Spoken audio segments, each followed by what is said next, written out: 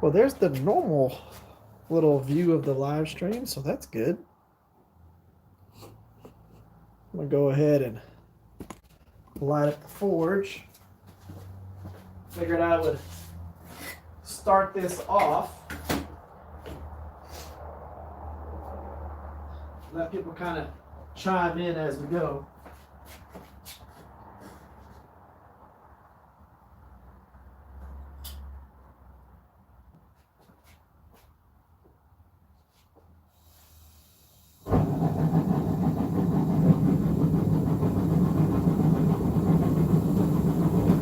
Been a little bit since I had my own forge going.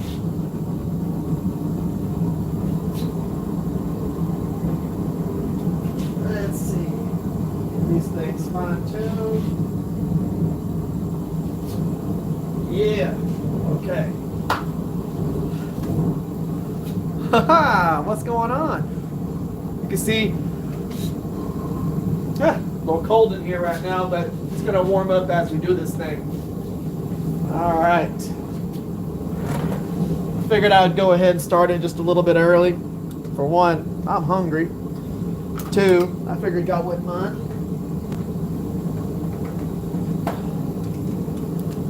Let's get a little bit of light going over here.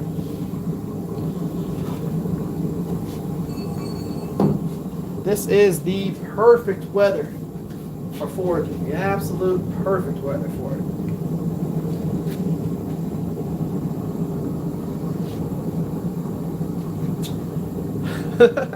Toby. And he's leaving. I figured since we were just coming back, I'm only going to be on here for about an hour tonight.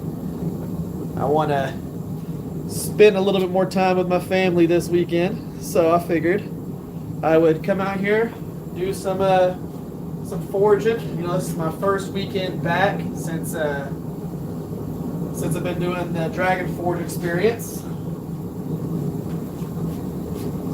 So I figured you'd have some fun, forge a knife, maybe a EDC or something.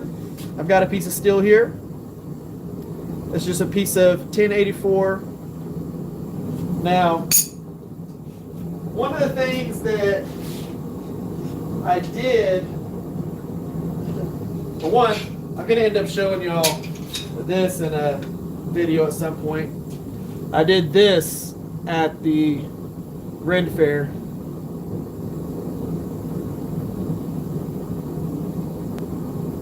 So, that's really cool.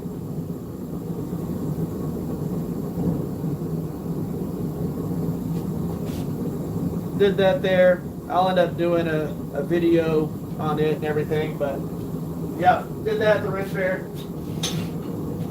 Now, one of the things that I did during one of my live streams, this was the one that I did at the Texas Fair Supply kind of hammer-in thing that we did. I showed how to go from basically a piece of steel shaped like that, and then the steps going to this right here where you preform the blade. You put your little notch in the bottom there, and you take that notch, you forge that step to this.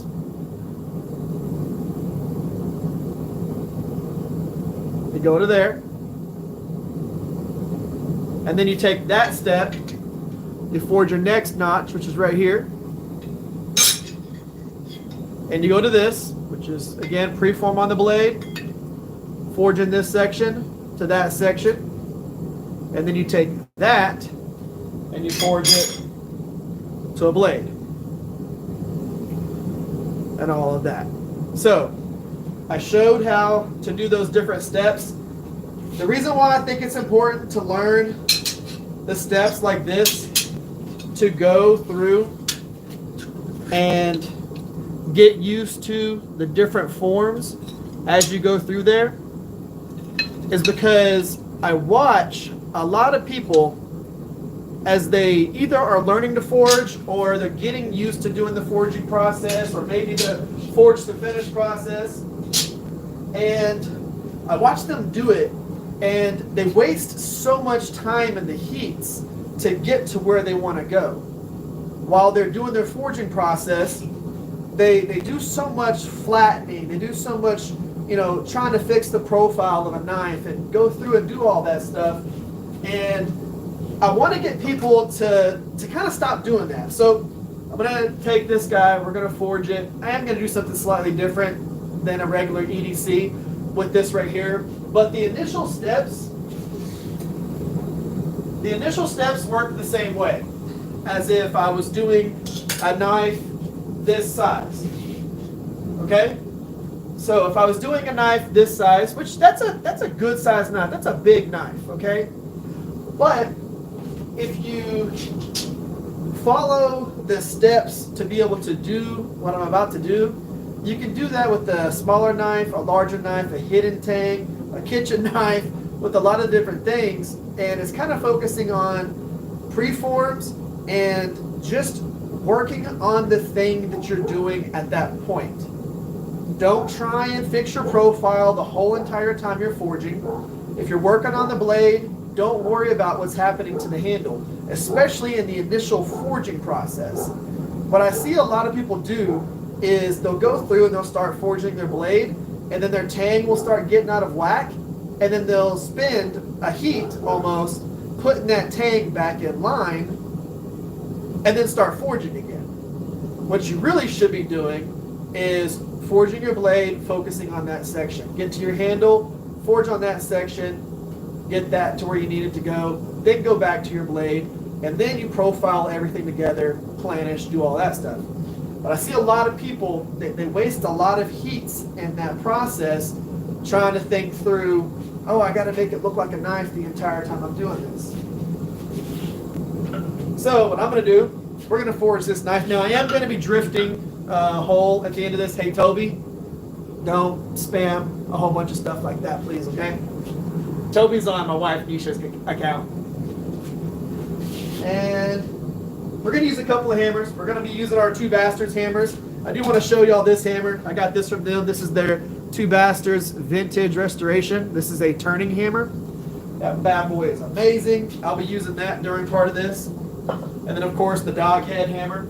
So what we're going to do on this initial step, we need to take that front and forge that blade preform and work that down. That's our initial step. And then we're going to do a little notch. It's going to transition from the heel up into the finger choil. We're going to be using the box jaw tongs for this. Ones that I really like for knife making. What's up, Doug? What's up, Jason? And again, what's up, Mule? So, what I was talking about just a minute ago, or just a second ago, was during this process, we're going to forge the EDC. Now, I am going to be drifting a hole towards the back of the handle to kind of expand that out. I made myself a drift today to be able to do this. So, did that guy. We're going to be using it to do a drift. I also, this was out of an old, big, like steak nail. I also made a punch. Now what this is for is, this is an upsetting tool. So you take it, not with your good hammer, with one of your other hammers, and you actually use it to upset steel to shift things over. So that's what that guy's for. Mess with those today. But anyways, like I said, the whole point behind this is to forge efficiently and not waste heats doing stuff that you don't need to do, okay? Now I'm going to be starting off on a ice cold anvil. This anvil is not warmed up or anything like that. It's cold. And yeah, let's see a chrome buoy with this one. So what I was saying earlier is whenever you go through and if you follow these steps that I do on these blades, it doesn't matter what type of crazy knife you're trying to make. If you do You do these initial steps, preform blade, preform step into the handle, back section of the handle. That right there, if most people just made that type of knife, they wouldn't have to grind hardly anything off their knife to do their profile. But of course, that leads to a profile like this. But you do not have to use a big knife, or you do not have to make a big knife if you're trying to follow these steps. The whole point is just do the sections and work on the sections you need to work on so you're not wasting heats in the process.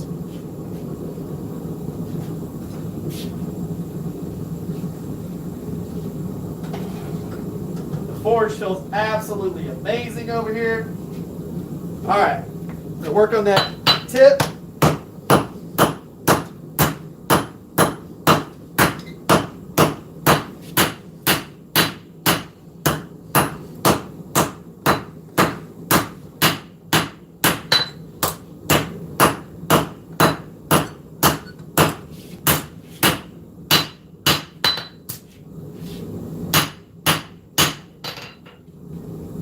Go through, we're going to start working that down. Get that nice preform as we go.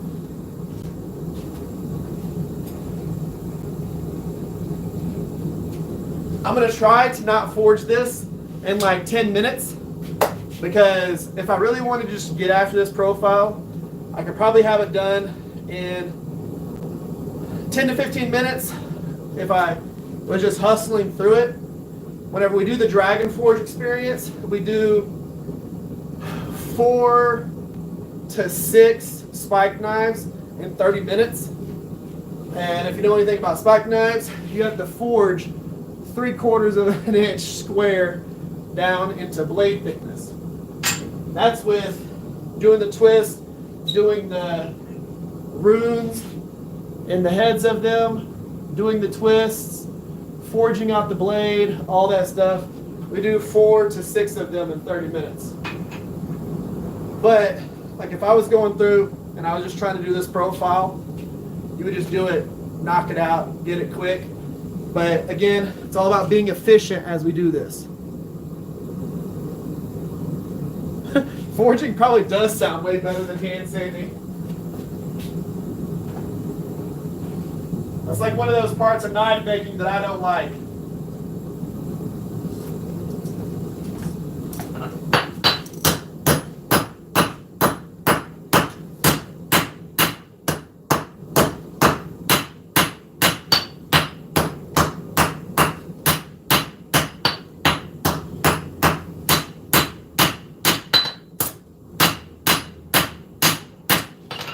Okay, there is our preform. All right, so that is of these steps. I'm just going to put them over here so I don't have to see. So of our steps, that is that initial drop down. Okay, so now we want to decide how big our handle is going to be. So we need to put a notch in to this bottom here. Now I'm going to end up drifting out a section of this handle. So I don't need a huge piece of handle material, but I need it to be big enough to be a handle.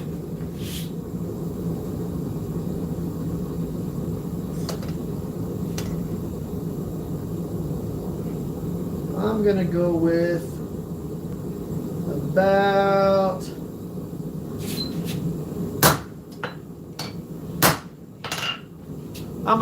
about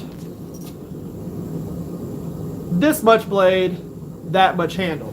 So right now, that handle, the section of material that I'm starting off with right here is 1 3/4 inches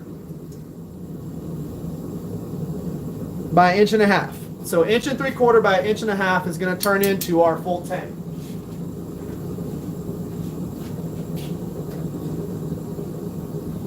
And as of right now, I'm good with my preform on my blade. My thickness is even, my profile is even.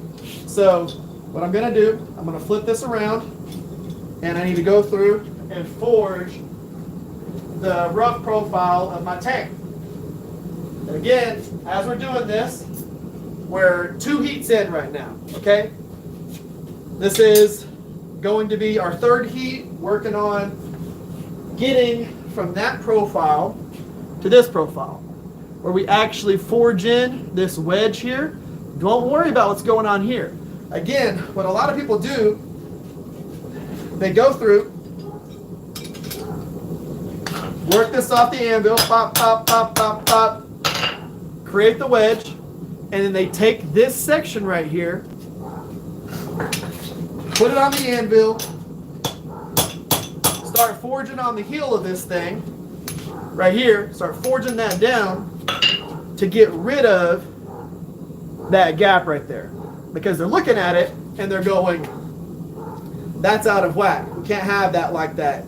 The spine doesn't look like a knife spine. So they'll take this section and curve that back up so that the spine section is flat. Because in their heads, nothing can be out of whack while you're doing this. But you want to just let this do its own thing. Because your next goal, once you do this step, to forge in this section, you're going to end up correcting it later. But a lot of people will waste a lot of heats changing that profile back. So, this is almost up to temp. We'll go ahead and grab it as soon as it gets there.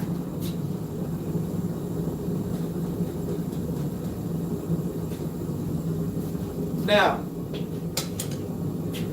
as you go through and you do this, a lot of it, again, is just that focus on working on the section that you're working on, trying not to waste heats for other steps that are not necessary, and being able to knock your profile out. You want to forge, but you want to be able to do it, you know, get through the process quick without having to waste all your abrasives by grinding everything. And learning how to do the profiling to get to this point right here is going to save you a lot of material, and it's going to make your life a lot easier.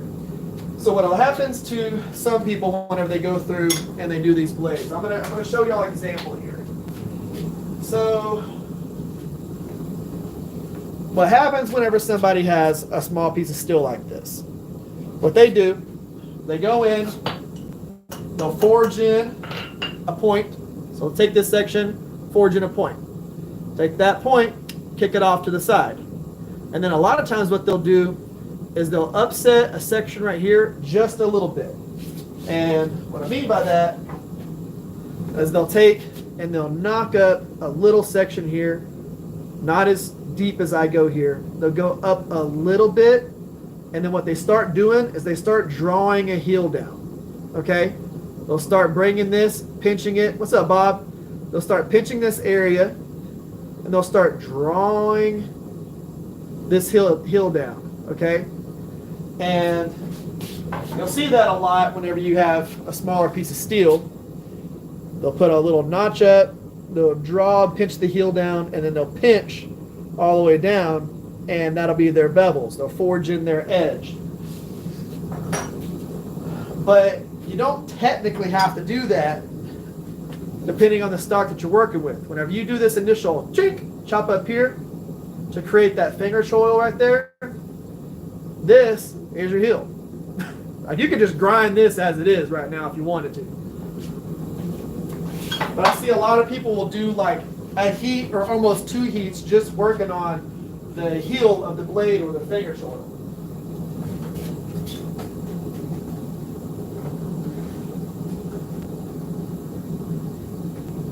So whenever we do this step, what you want to have happen is you want your cutting edge to be hanging off the anvil, and what's going to be your tang to be what's on top of the anvil.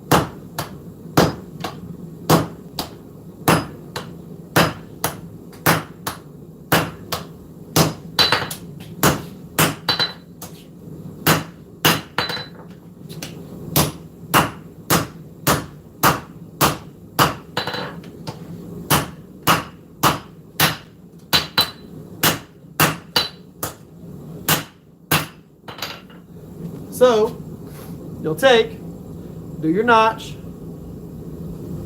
I am going to pinch that down a little bit more. But if you look right now, I already have a heel. And then you can go ahead and pull this out if you want to whenever you start forging in your bevels.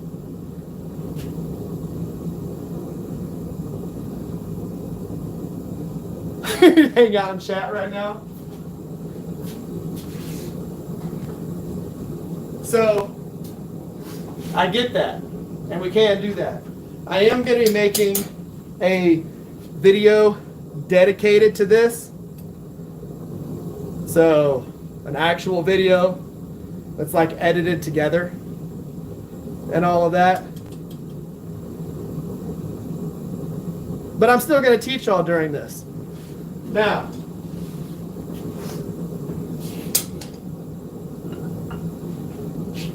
I am going to talk while we do this because you made a good point. Let's see the Quran buoy tutorial. So, whenever I did the Quran buoy, that was not, I didn't drift the eye on that. What I used, I'll show y'all. So, I've got these hole saw bits. These are actually really awesome. I use that to drill a hole in that.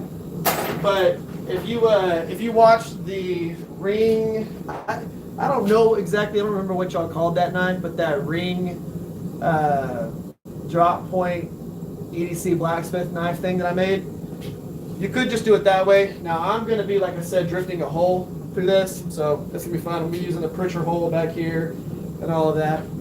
But I will tell you, one of the things that I learned whenever I was at the Dragon Forge stuff is being efficient with your time, because you go through and you do all the experiences with all the people back to back to back to back to back to back, and you want the experience to be fun, but it also needs to be efficient. So every hammer swing that we do and all that stuff has to be with a purpose, trying to get things knocked out, trying to get to the next step, get to the next step, get to the next step. How few of heats can you do something? That's how we did a lot of the stuff while we were there.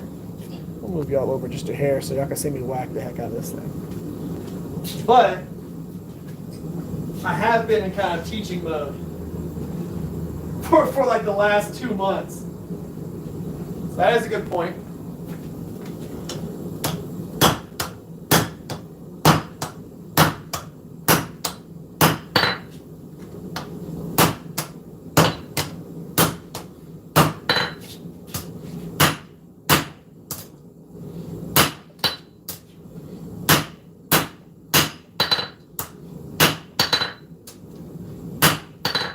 Now, whenever I'm flattening on here, I'm not trying to fix the profile.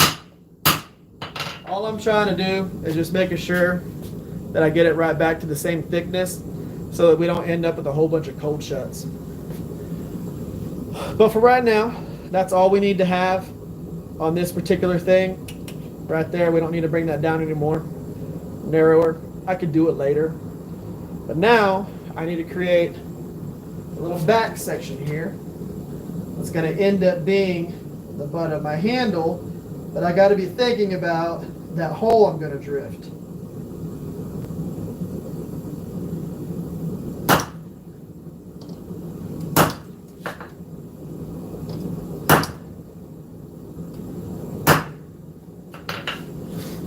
So I put a little bump right there. Now as I forge this down, I'm going to give myself enough area to drift a little hole. So, like I said, you know, we've been in like a training, teaching thing for a little while, and I wasn't planning on this being a full-blown educational live stream anyways. But, like I said, I'll be doing a video on it. A special state of mind that produces things like chrome buoys. This is true. Ryan, we're forging an EDC. I am going to be drifting a hole at the back end of it here in just a little bit.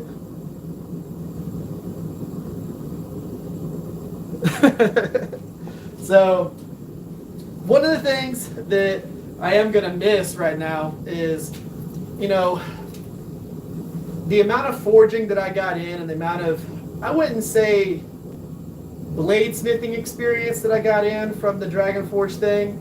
I got a lot of time behind a hammer. A lot of time. My arm is crazy big right now from all of the forging, all of that stuff. But my body was like ready to forge today. You know, whenever I do the Dragon Forge stuff, we might go through 40, 50 experiences in a day. So we'll go through forge 40 to 50 knives a day. So each weekend it was 80 to 100 knives. I did that for 2 months.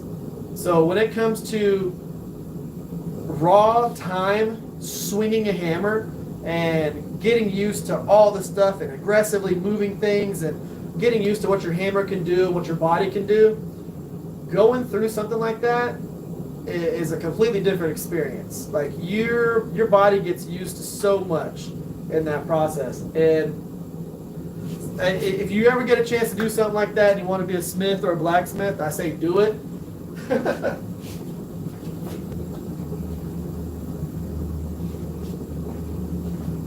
Let's keep working on that little choil area, pinky choil.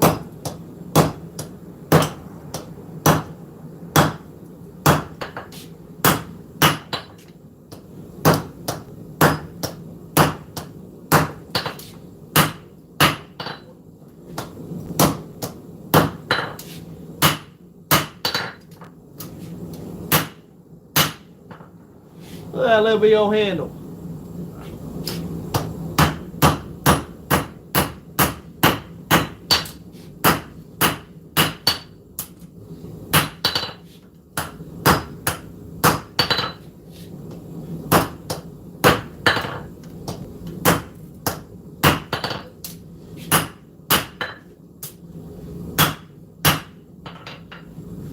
So, we got ourselves a little bitty old profile.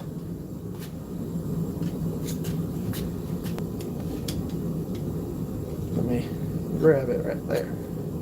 Little bitty old blade profile.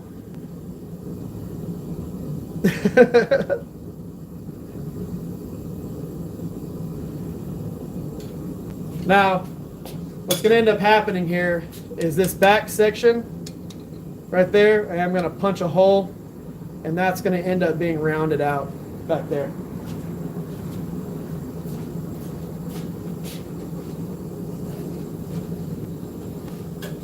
So what I want to do now is go through and I want to get the profile of the handle about, I'm going to say about 75 to 80% done before I start forging the blade. I want the handle profile to be roughly where it's at before I start drifting that hole, because whenever I flip it over to start messing with the hole, and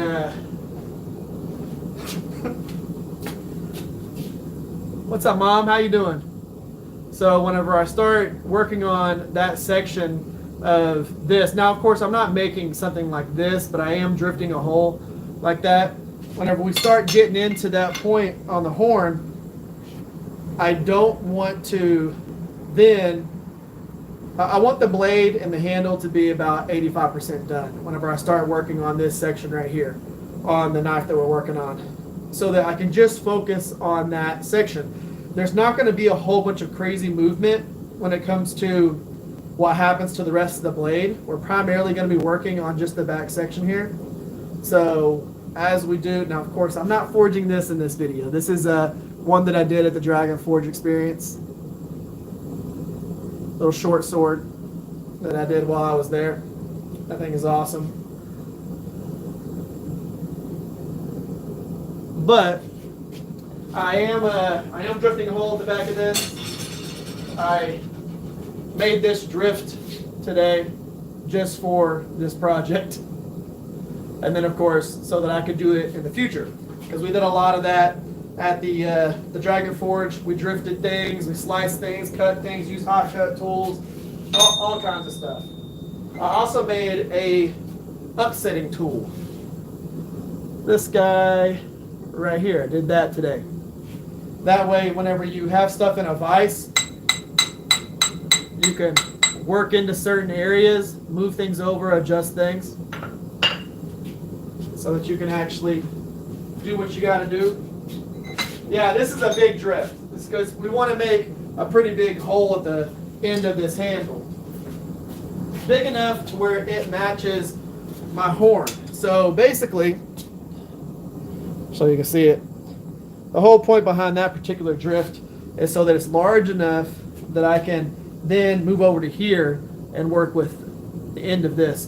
Whenever I forged this one, whenever I did that hole right there, the hole ended up being really small for the horn that I was working on, because it was one of those Vevor horns, the anvil that you see up here, where it's really blunt and short. It's one of those, so I had to get it large enough so that I could actually work that. Luckily, this horn is a little bit narrower, but I wanted to make a drift that was large enough for me to be able to work with that horn. And I'm still on the camera side, so good. So let's refine this handle profile just a little bit more. I'm going to switch to my turning hammer, my two bastards.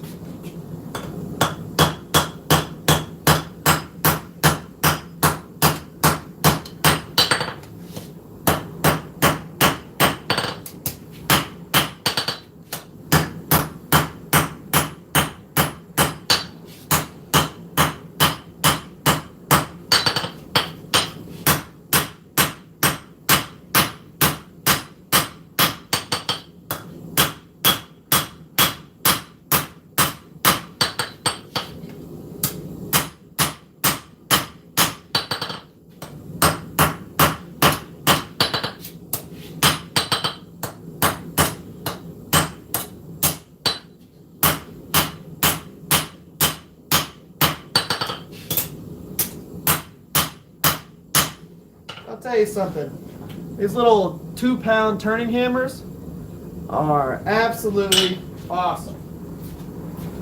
So what I want to do right now, I'm going to check where I know that this fits my hand. So I need to go a little bit longer with the tang here. I need the overall length of it to be about a half an inch past where the edge of the horn is right here. There's a little step down shelf, and that shelf is the width of my hand right here. So that's what I'm aiming for. So what I'm going to do, we'll leave it kind of where it's at right now. I'm going to go ahead and forge the blade a little bit, and we'll drift that hole, and we'll fine tune that handle. So I'm going to flip her around. Get some bevels forged into this blade. You can see where we're at right there. Get some bevels forged into that. Work that out just a little bit.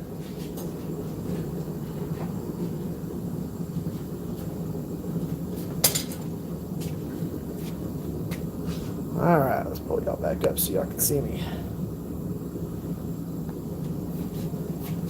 Now, for people who are new to the channel, one of the hammers that I use a lot is this dog heads hammer. A lot of people don't know what this is, but sneeze. But this hammer, the head is offset so that it primarily hangs off the face here. You don't use the back side of this hammer. Everything's up front. And I like it because it lets me work all the way around the anvil. That's one of the reasons why I like this turning hammer so much. If you look here, I've got the wood lined up right there. This turning hammer is almost the same length on both sides as this dog head. It'd be almost like if this dog head had a head back off over here. So whenever I'm using this, I can forge all the way around because my hand is quite a bit higher off the anvil. And it's got a round side and a flat side.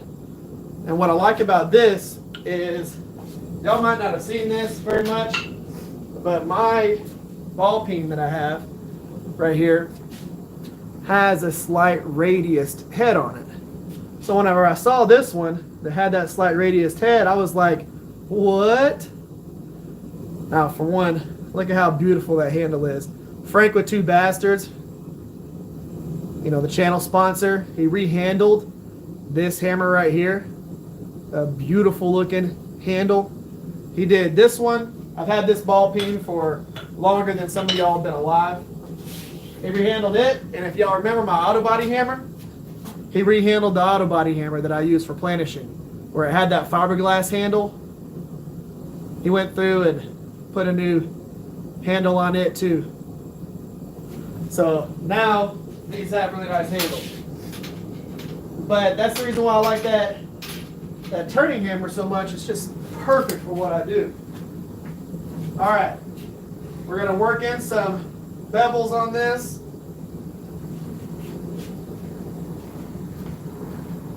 So when you're doing this, I'm going to use the round side of this hammer.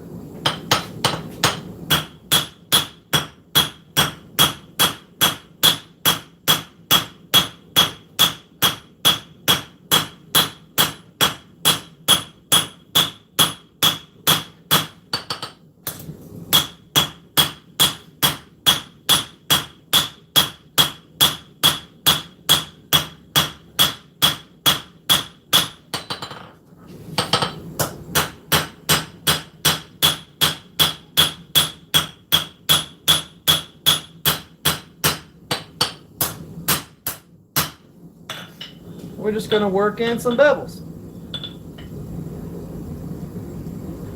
So I tend to use the round side because it lets me pinch the whole entire edge. And what I don't have to do, you'll see a lot of people whenever they're forging their bevels, they come all the way to the edge of up here or on the edge here, and they're forging on that edge there as they're doing this. And that's a lot of times so they can pinch it and they don't end up hitting the head of the hammer on the face of the anvil. Use the round side of your hammer. You can pinch straight on the face of the anvil right here and not smack the head of the hammer on the anvil. Just work your way down. And just hang your plunge off the edge of the anvil.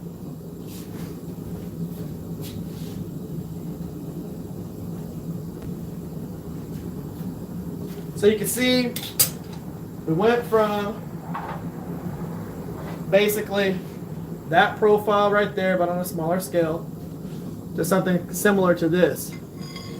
That straight edge right there started rounding itself like that. So it brought that point that was down and brought it up right there. Now the cool thing about doing this way is you don't have to try and, like the way that I'm doing it, you don't have to try and draw a heel down and back. A lot of people will try and do that, but you don't have to go in there with the cross peen or a straight peen hammer and draw a bunch of things in different areas. It just naturally does it as you're doing this.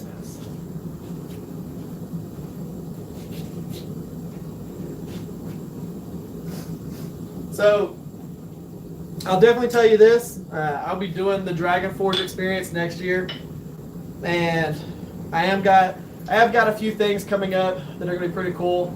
So at the Texas Select show that's down in Belleville in Texas, at that Texas Select show, I'll be doing a full forging demo on the stage before Jay Nilsson goes out and does his demo. So Jay and Shelly, you know, Forge the Fire Judge, Jay Nilsson, they have a demo that they do, and I'll be on the stage doing a full demo in person there at that show. So they're having me come down and do that, kind of like the demo that I did where I forged the 3 knives in 3 hours, which ended up being almost 4 knives in 3 hours.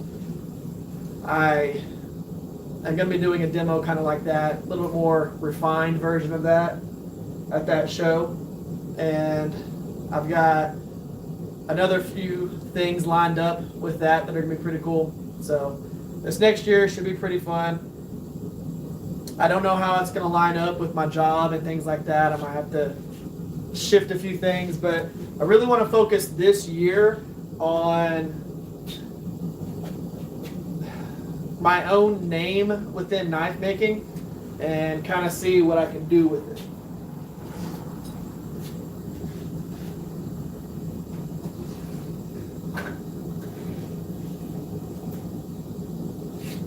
And I will be at Blade, Texas this year. I'll have a table there.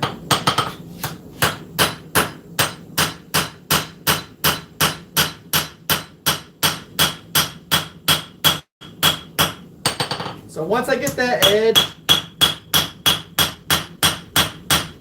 nice and pinched and I get a nice little profile on that, I'll take the flat side and I'll come up and forge a little higher up on the blade.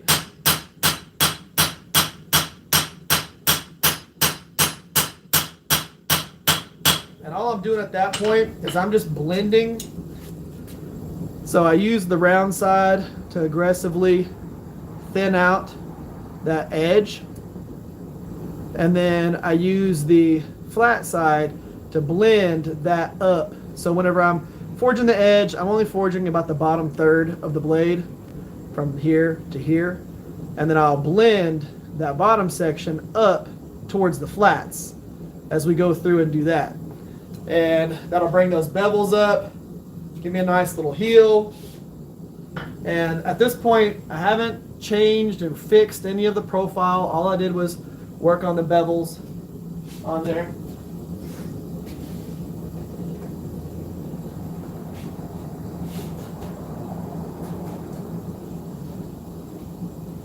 I think what I'm going to do on this one is do a slight swedge or a harpoon tip towards the back of it, and I think that'll look pretty good.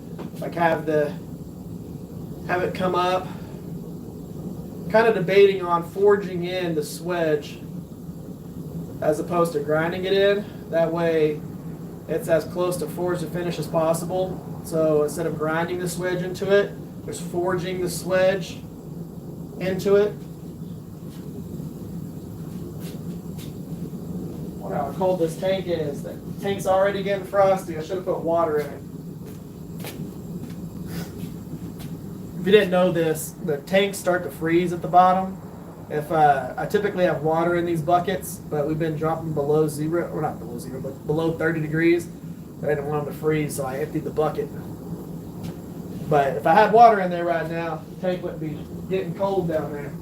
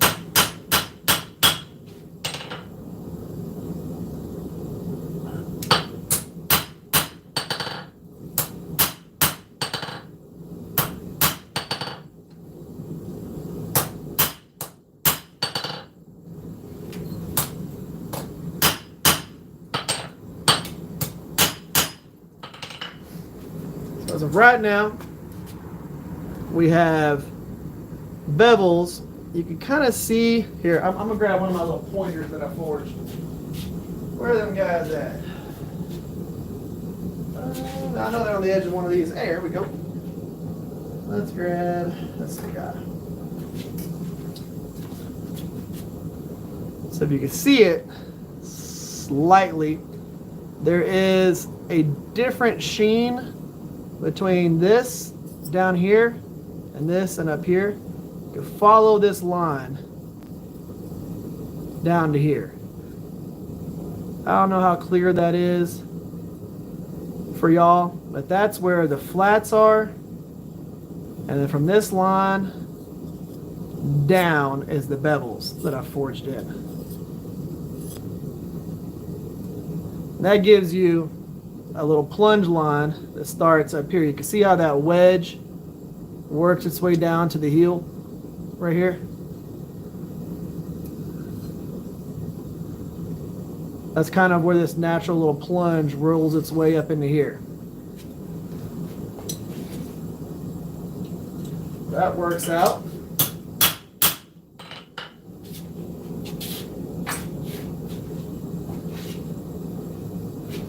So I'm going to clean up that profile just a little bit and then flip it over and start working on the handle and get that tang lined up a little bit and then start drifting the hole that's going to be at the butt of the tang. And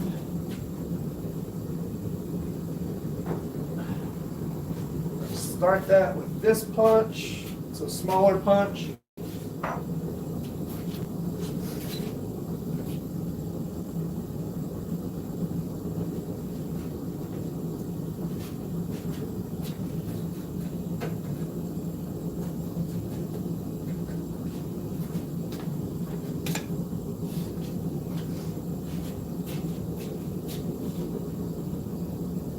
I really want to put water in the bottom of that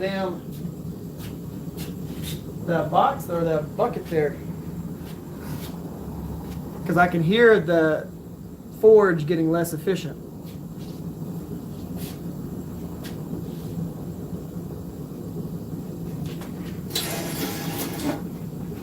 We'll do this because I can always clean it out later, and I don't want to put fresh brand new water in there.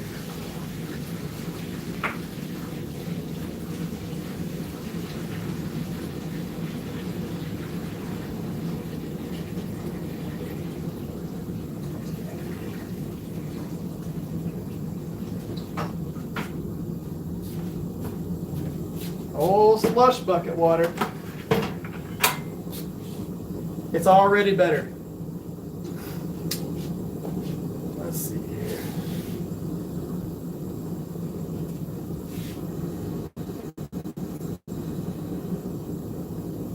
I don't know if y'all are still talking or not. My my chat stopped with my mom saying hi there and Swap Munster saying that's got some meat on it. So if Nisha or one of the kids are watching and there's still people typing, I'll have them come out here and let me know. I just don't want y'all to think that I'm ignoring y'all.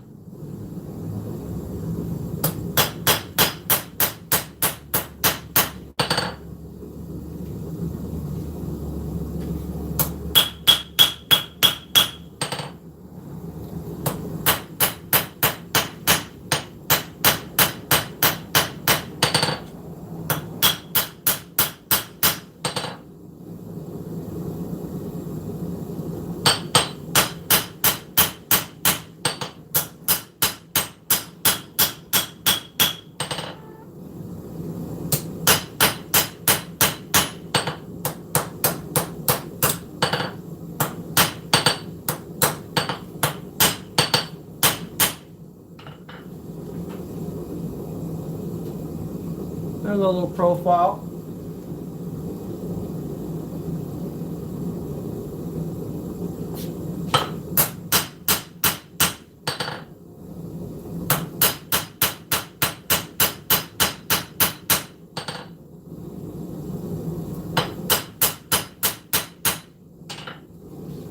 Again, if I was just trying to knock this out quick, but I wasn't hanging out with y'all,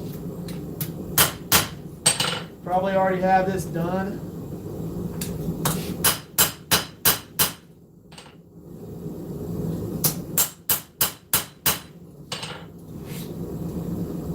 But I'm having fun with it. Okay, so I'm cool with how the blade profile is right now. Now I'm going to work on the tang there. Get that exactly where I want it.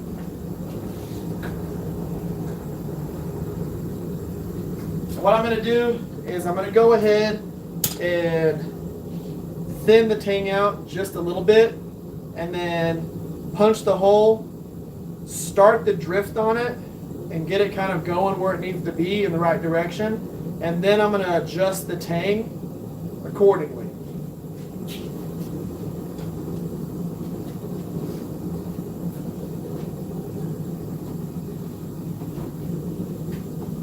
We don't want to do the overall profile just yet, just because we need to get that hole drifted, get everything kind of in line and the right length that we want, and then go from there.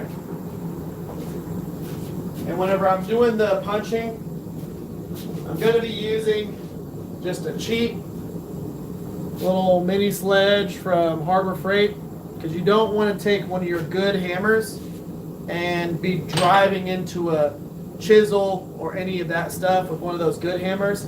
Get yourself a little old Harbor Freight special hammer. Use it. If you're going to mess up the face of a hammer, mess up the face of that hammer. Keep your other faces nice and clean. You can see all the strikes on it, but at least it's still clean. So what I'm going to start off with, I'm going to use a little, just a little old punch here to set the initial punch on this.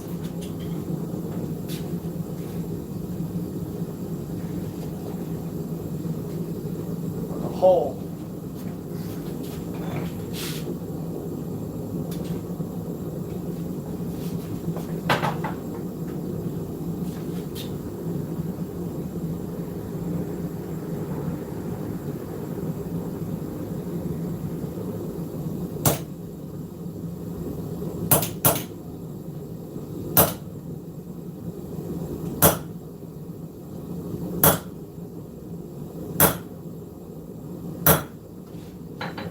Okay. How I decided to do this, where I decided to put it, was just in between the meat of the backside here. What I tried to do is just divide the meat from this section right here and the section right here. Because those are the two, that's the thinnest area here. Everything else can be adjusted and all that. But I just wanted to put it right here. I'm going to end up pushing this out, pulling things in, messing around with it, doing all that. Part of this is experimental, so I'm just going to have fun with it. A lot of the things that I do whenever I'm forging like this is just me having fun, doing a thing. I have never done this specific step with knife making or blade smithing or anything like that. So this is me just doing my thing. What I should have had you done was I should have had you bring your phone out here or the tablet so that, and I just mute it so that I can read what they're saying. When did you last stop seeing what was said? My mom said, "Hi there." Doug was talking about people who live stream, and Steve was wanting confirmation as far as your demonstration at Texas Select. Was it Saturday or Sunday? I did put in there that it's both days. Yep. I will go and see. You can ask people to ask you questions. Let me go and get it. That's what I'm saying. Like, if you could steal the phone from Toby or something like that, or my tablet, just so I can see what people are saying. I don't know why it does this. And I don't know if I can, like, back out of it and then reload it or whatever so that I can actually see what y'all are saying. But sometimes YouTube, like, it just, you would think they'd have this stuff fixed by this point.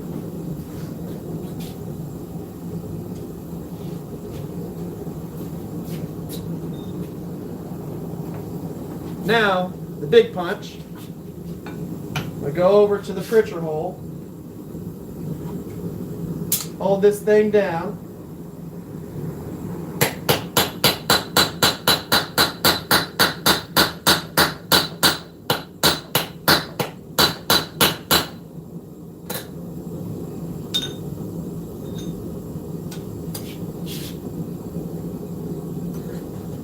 What I need is a hold down tool. But I got that punched a little bit more.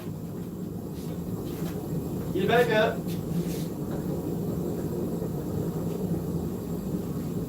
As soon as the steel starts getting cold, just put it back in the forge. But yeah, we'll see how this goes. Now I could probably take this and do more with it. I'm gonna punch it more with the smaller one, make that hole a little bit larger before I actually start using that. It's not going to take much time for this to heat up. Again, like I said, hopefully YouTube will get this kind of figured out. Let me zoom y'all in so that y'all can see actually what's going on here. Ooh. There we go.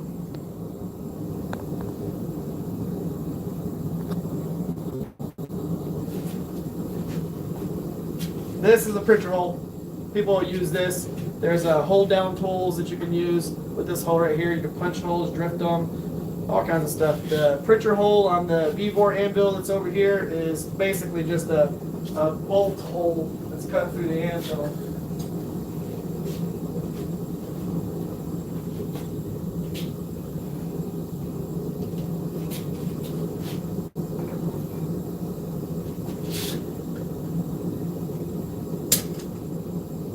Be careful when you're doing this. Don't burn yourself.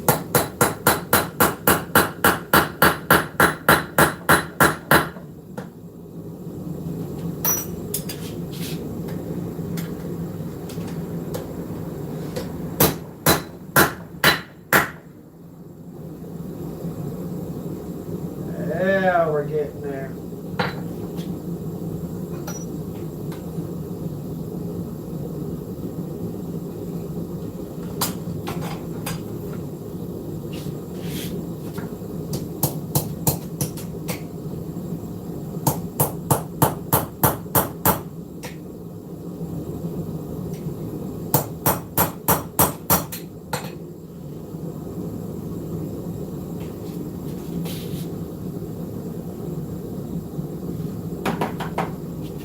Punch off just a little bit.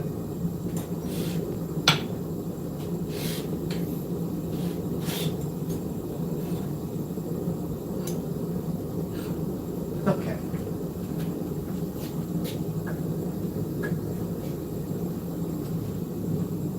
I think what I'm going to end up doing is making another punch.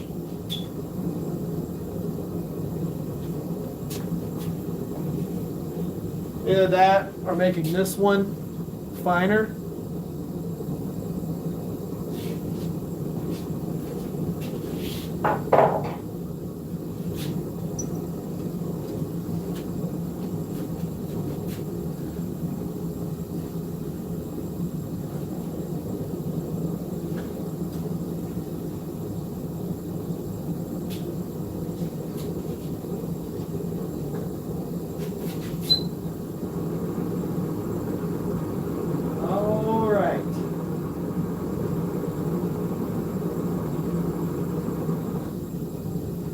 I wish I had an induction forge.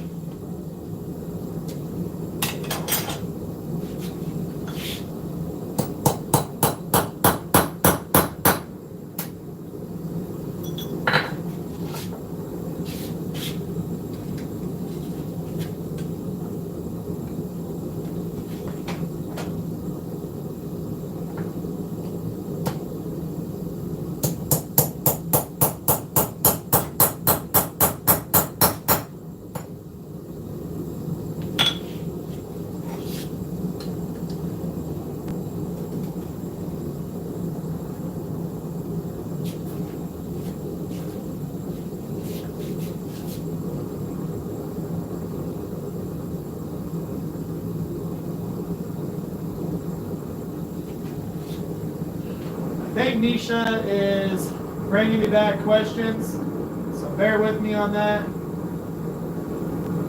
I like how Doug was like, hey, let's have a conversation.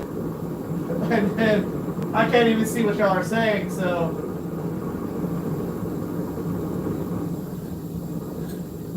So much for a little conversation.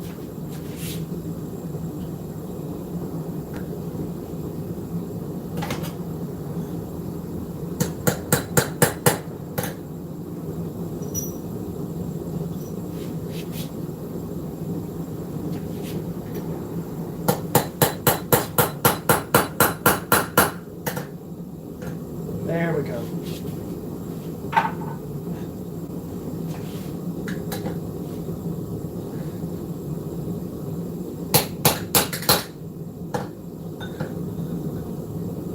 Okay, cool. Now I can punch through.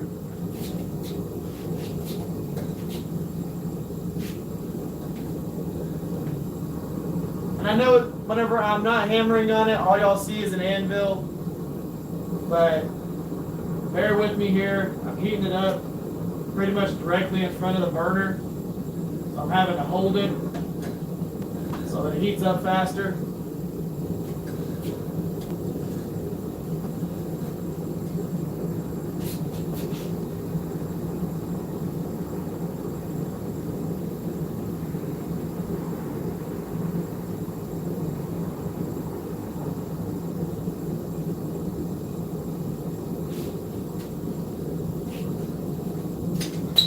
Whoa. Get back up here.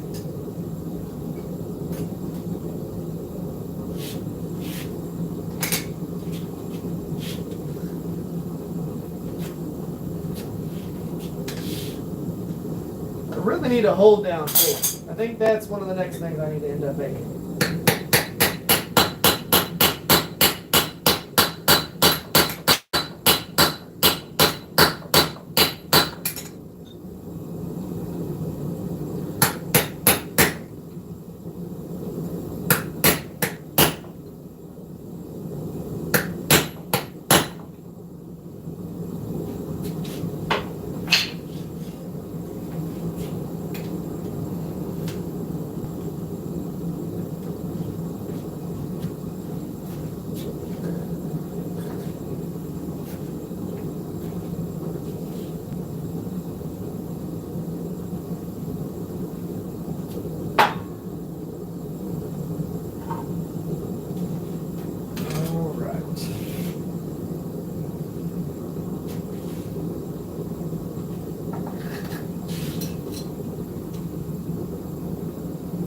Either that or I need to have my wife come out here and fold things again.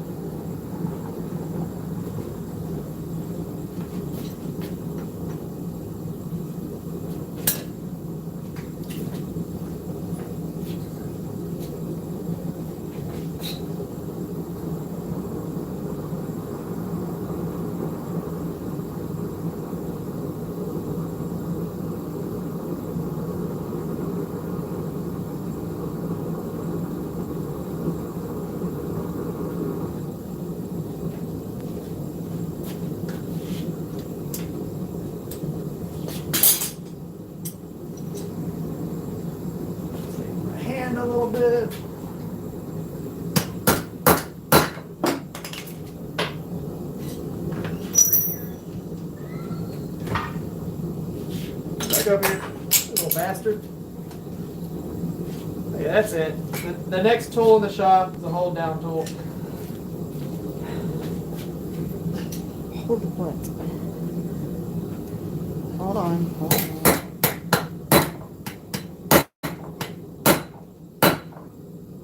Well, punch through on that one. That's what I was trying to do.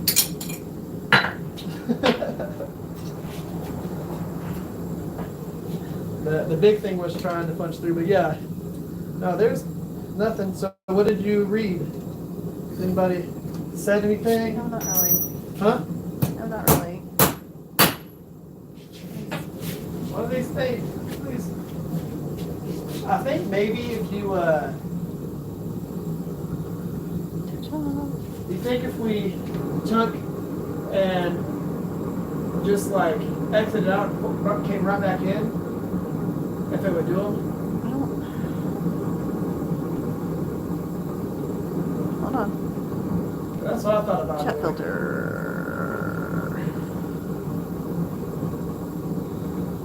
There you go. Yay! You're back. Comments are back.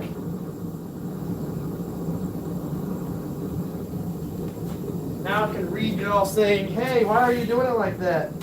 Yeah, you were in top comments only instead of like all comments, and so it was just not.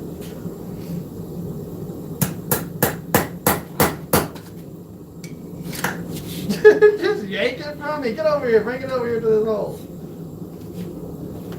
There you go. Right over that hole. Come on.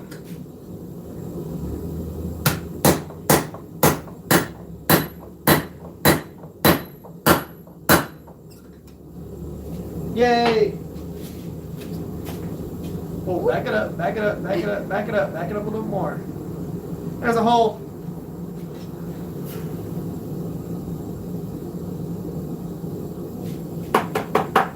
Identifier. Yup.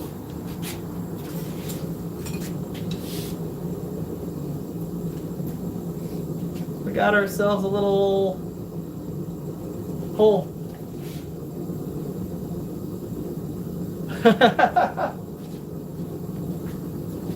I'll tell you right now, it's not teaching me how to punch a hole properly. It's only having these two things right here to do the hole punching. So it's very helpful whenever you have actual punches. But the small punch was too small for the big punch. And not having a hold down tool is a pain in the butt. And the tongs that I use, I'm back y'all out just real quick. Okay, so a lot of people can hold things in an area and they can actually use their legs to hold the stuff. My tongs go this way, not this way. So if I'm holding it like this to get it in place to do the things, it's not the right orientation.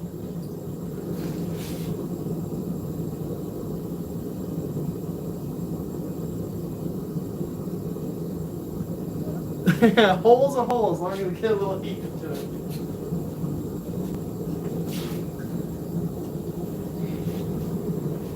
Eric All right. could learn other things. He just sometimes is very stubborn. Who's stubborn? I ain't stubborn. All right. Grab it. Oh. No, grab it. Put that down. Just throw it on the floor. Grab that. Cool.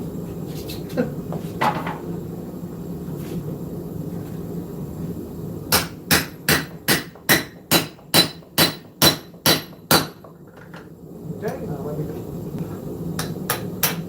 turn it all the way over. Cool.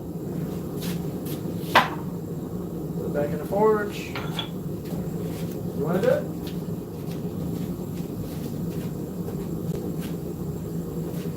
Yeah, right there's fine.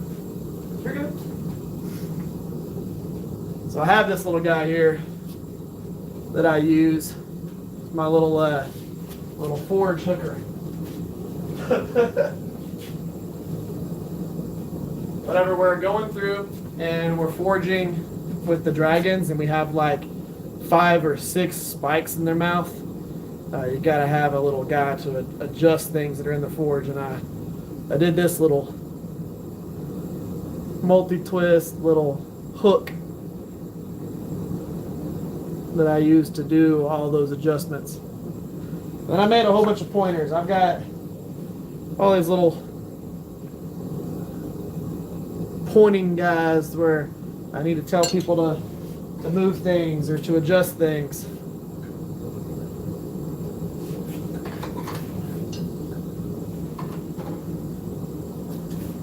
All right, bring it on over.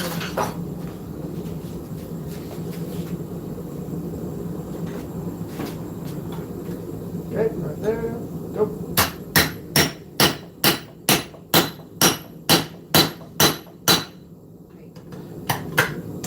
Okay, bring it back over. Put it down.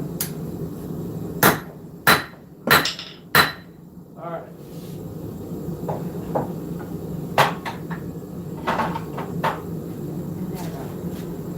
Yeah, we're gonna put it back in there, but I'm going to adjust some of the stuff real quick.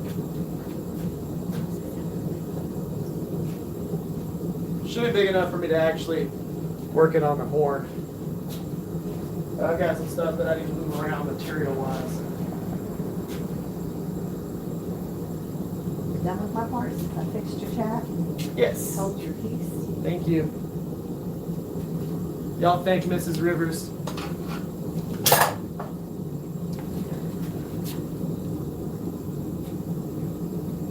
It's been a little while, Redneck Engineering, hasn't it?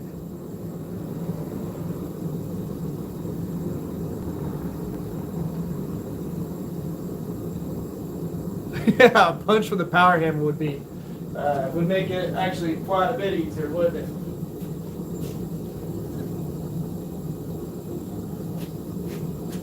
I'm gonna use the other tongs. This wasn't down there. Okay, so let's move y'all. Yeah. Let's move y'all down just a hair so that y'all can actually see the horn of the anvil. Because that's where we're going to do some of this work.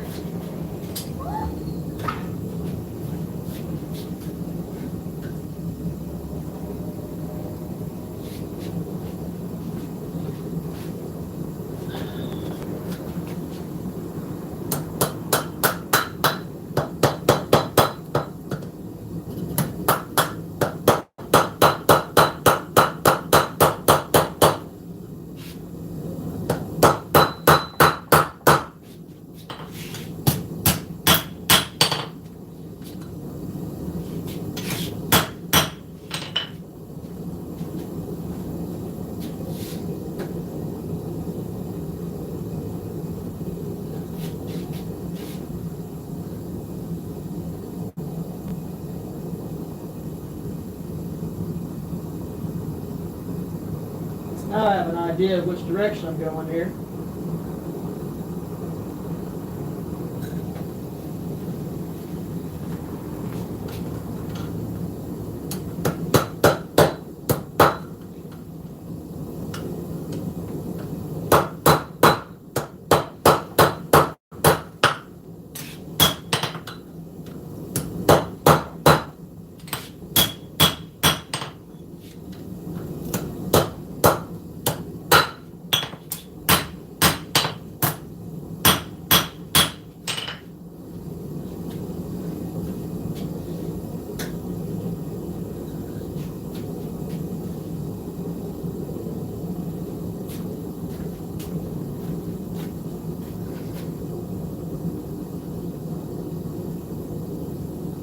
Trying to start a forge because my dad just...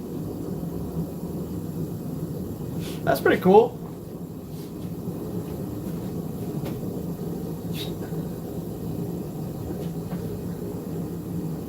Nothing like getting an anvil is one of the things that you're kind of gifted.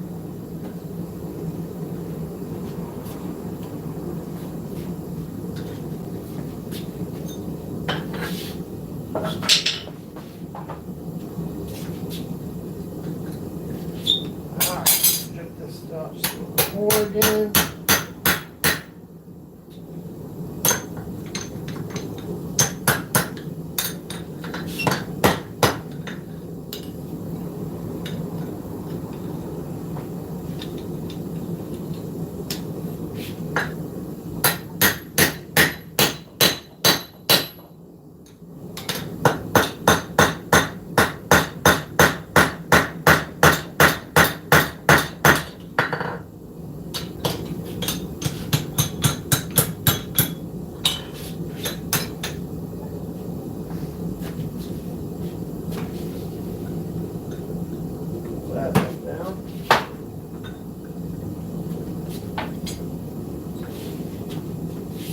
What I want to do as I'm going through and drifting this is I want to make sure I want to manipulate this steel down into it and keep it kind of a ring. So we're going to be on the horn, we're going to be back in here, we're going to be pushing material in, keeping it nice and round. So what I want to do is take that extra piece that's at the bottom down there, where it kind of dips down. The piece that's in this section right here, I'm doing the hole here. I want to take this piece and slowly massage it in and keep this section the same thickness that it is. So I'm basically going to be forging this area in and pinching it back around the backside, around that punch and around the horn. And I'm just going to manipulate that little chunk of steel into length around that ring.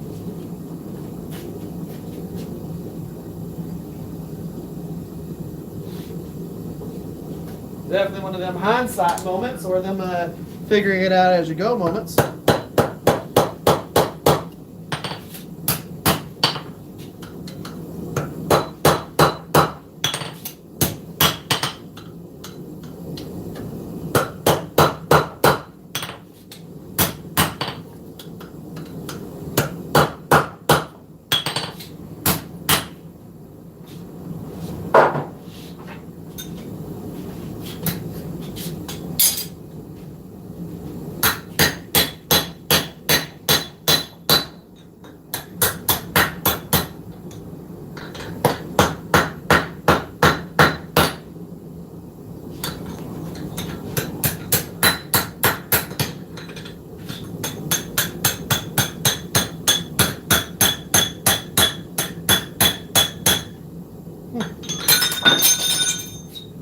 One way to do it. The first thing's not working.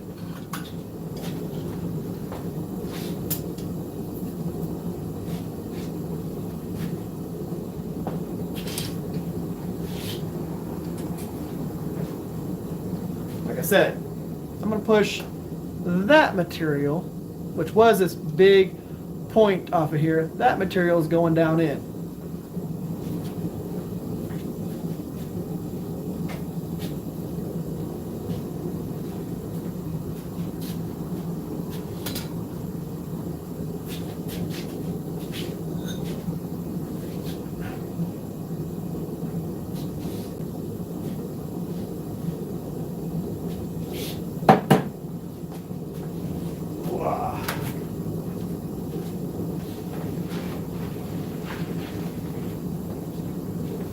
Clean this punch up just a hair, so if it hurts your ears, turn your volume down.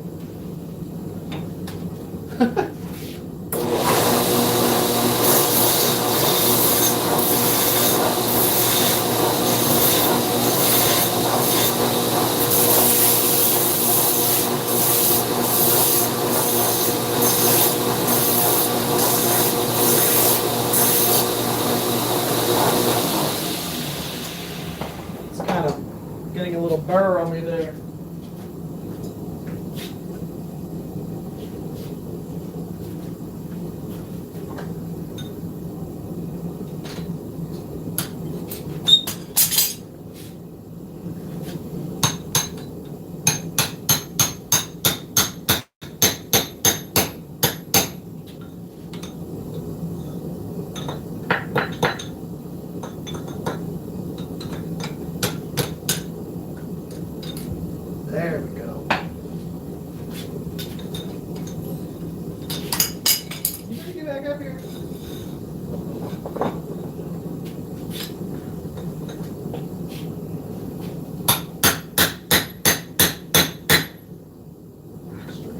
go.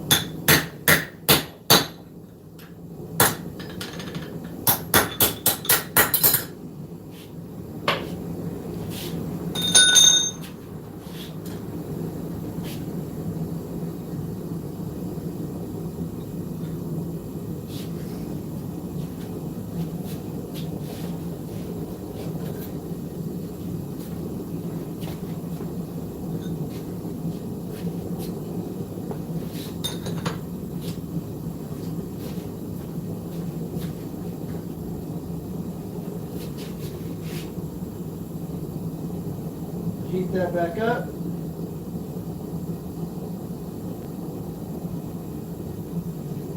I swear I wish I had one of those anvils that had like a super pointy horn.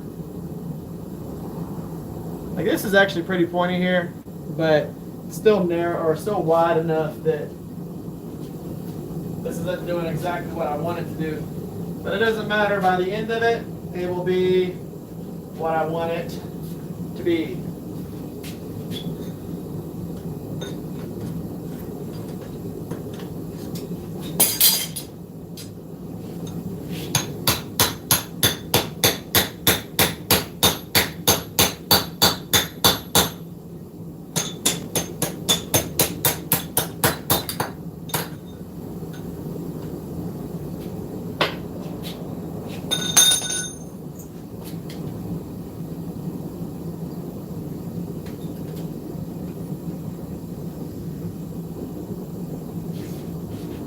Sometimes you just gotta have fun with stuff.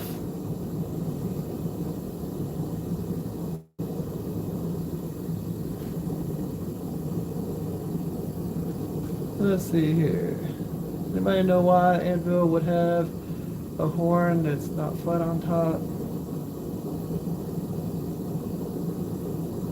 Oh, that is flat on top. So, yeah, it's not just like the Rototrack anvils. If you look at the horn on, you can barely see it, but the little Harbor Freight anvils that are down here, the horn on the top of it is flat. They're like, I wouldn't even call it a horn. I'd call it like a weird nose.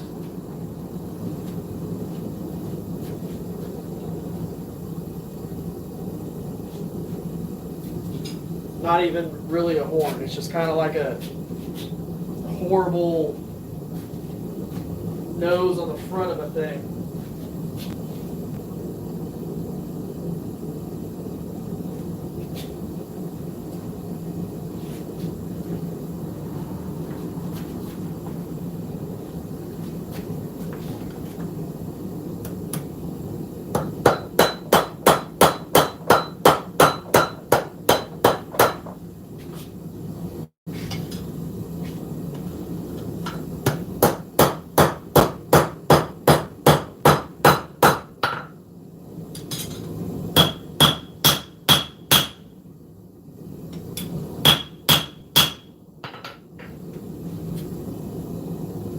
Now we'll be able to just massage this whole back section here down to the right thickness.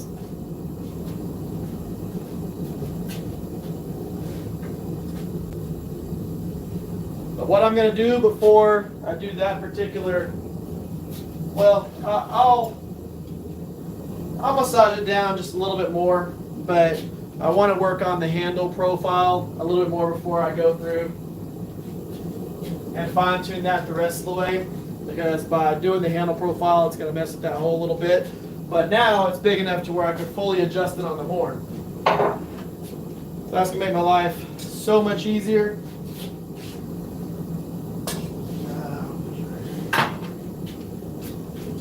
I decided one of the things that I'm going to do to modify my hammer mount right here. So this is where all my hammers go. I'm going to take and either put a loop on the outside here or add another bar on the outside for my tongs. I think now that I said that, that's what I'm going to do. I'm going to add a little loop, and all my tongs are going to sit on the edge of it. We got all my hammers all on there. It's the main ones that I use.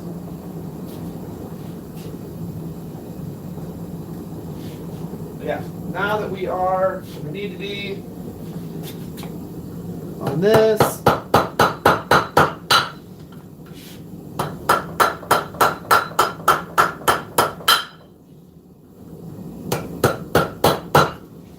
Got to make sure you hammer from both sides when you're on the end of a horn.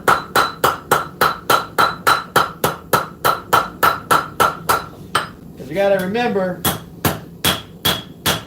that you're basically working with a wedge. So if you're just hammering away at one side here, you're creating a cone on that one side. If you don't come back this way and hammer in, you're just creating a big old cone that's going to fold over on itself. Speaking of that, I need to go through and clean up a few of the little burrs inside here so they don't become issues later. Anything that kind of folded over a little bit, you want to get rid of all that.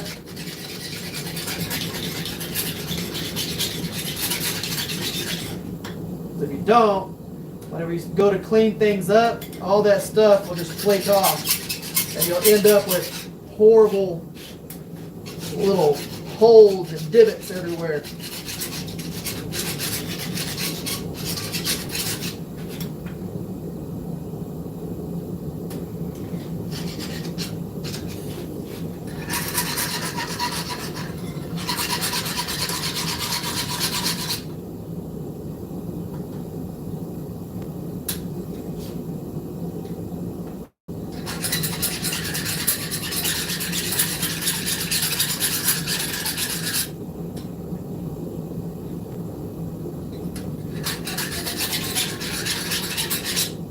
Go.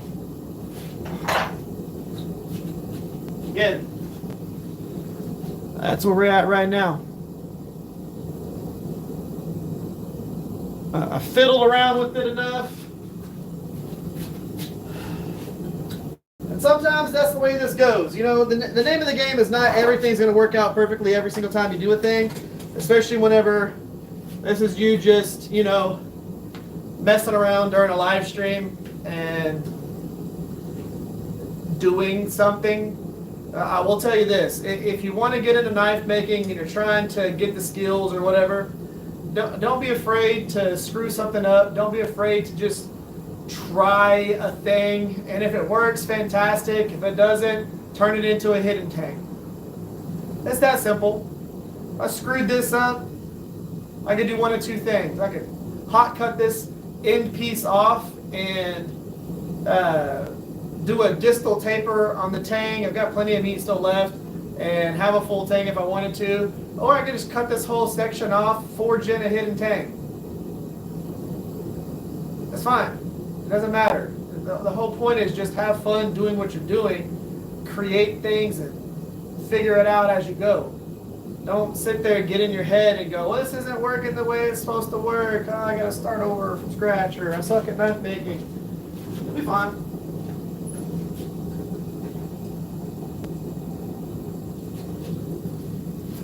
Just keep doing stuff. Keep making things.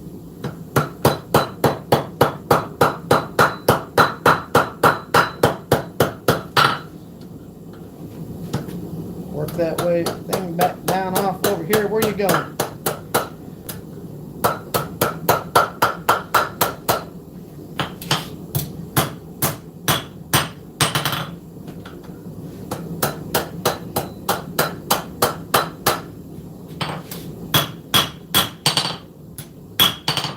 Trying to uncircle on me? Don't you go uncircling on me.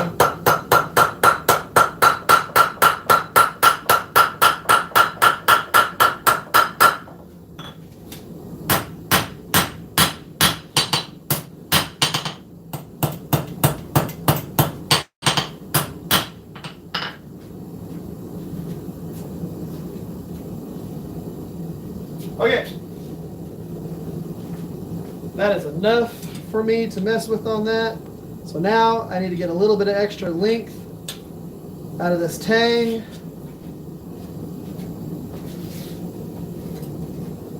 So let's do that.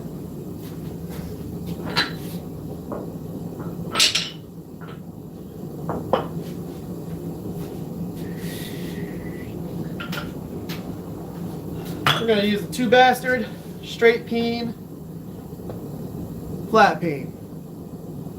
2 Bastards, Texas Smithy and Supply, the #1 channel sponsor that we have right now. We don't know who they are. Frank and Nita, which is funny. Frank and Nita are the 2 Bastards. It's a husband and wife. You might think that there's 2 dudes. No, it's Frank and Nita. F&N, Texas Smithy and Supplies.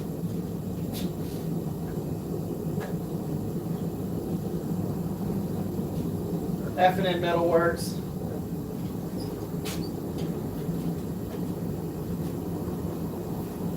So what I'm going to do is I'm going to use the straight peen to stretch the tang out just a little bit because I've got a lot of meat left in there. Stretch that out a little bit, flatten it back out, and then put some nice little profiles into it. Get a little extra length.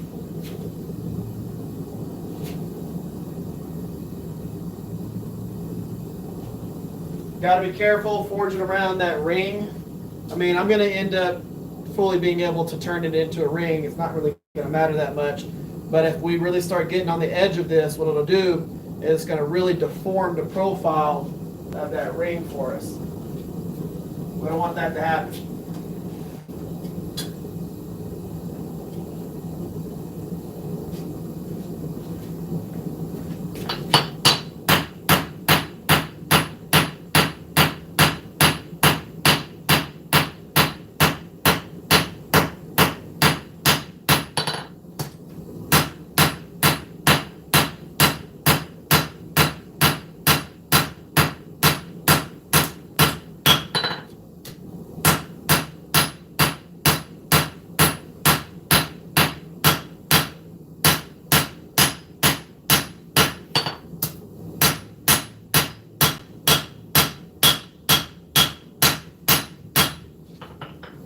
So we go through, we create a whole bunch of straight lines with this. What that does is it creates a whole bunch of valleys, and then when we hit it flat, we take those out. So put a bunch of dents like this, and then we flatten it, and we get length.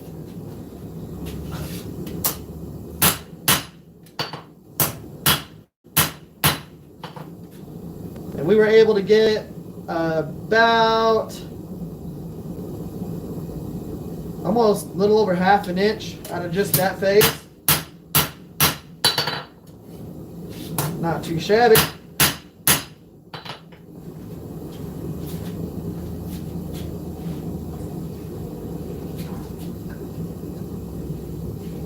Now what I'm going to do is I'm going to come in and I'm going to create more of a narrow point in the finger choil and the pinky choil. I call this the pinky choil because it holds your pinky. This is the finger choil because it holds a finger, even though this is technically a finger. So it just hooks around the 2 little areas. So I'm going to pinch here, I'm going to pinch there, and get a little bit more length. Let's see here. What are y'all talking about here? Get it. Brand is it? I love this Trenton right here. I absolutely love it.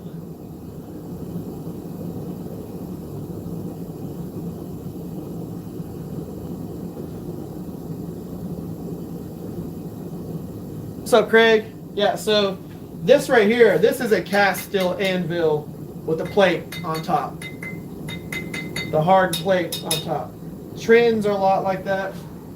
It's technically a lot of anvils like that. Like this is a full cast steel anvil, the Vivor, but these are cast. A lot of them are iron and then plate welded to the top of them.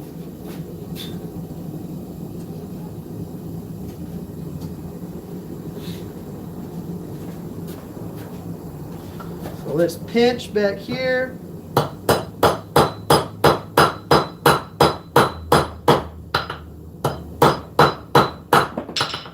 Really fine point that pinch.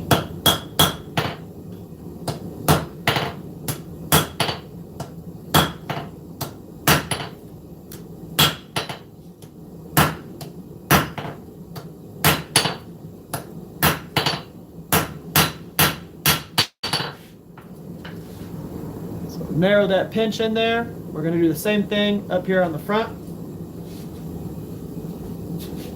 And let's see what we got there. How to doing that. Yeah, once I get the front part pinched in, I think we're going to be right on the money. And then we're going to round out that ring a little bit more.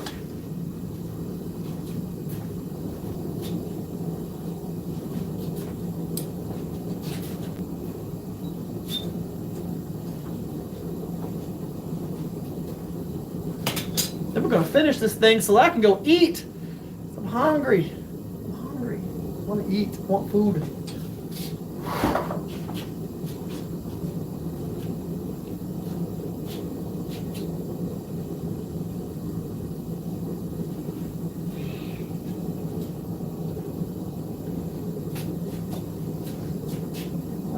For this next step,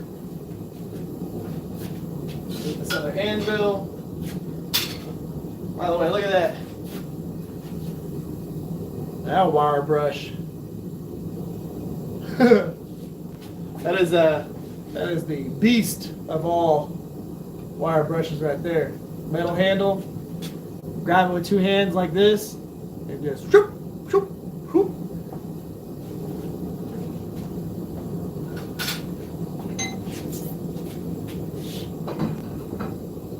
Right now, Duck's going, but you're never going to use it.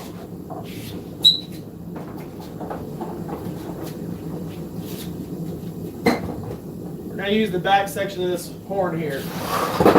So this anvil has kind of like a double horn. I'm going to use this back section right here where it's real narrow to do the next step on this. Let me aim you all over there. That little guy, that little section.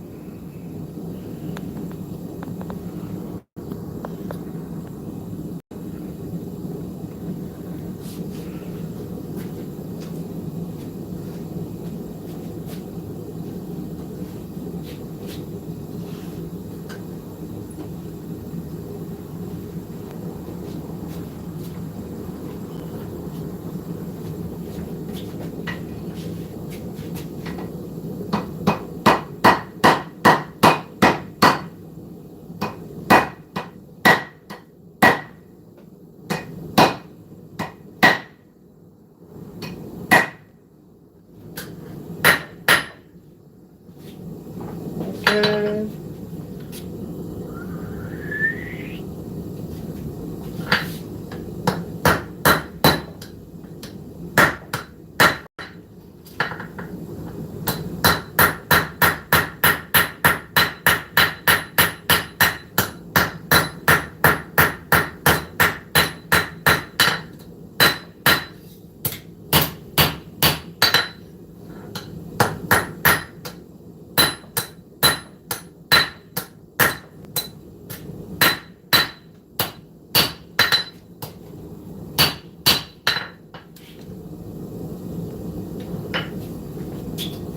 So we have the length that we need. Now all I got to do is work on this, change the profile just a little bit. So what I'm going to do, y'all got enough anvils on y'all's screen now?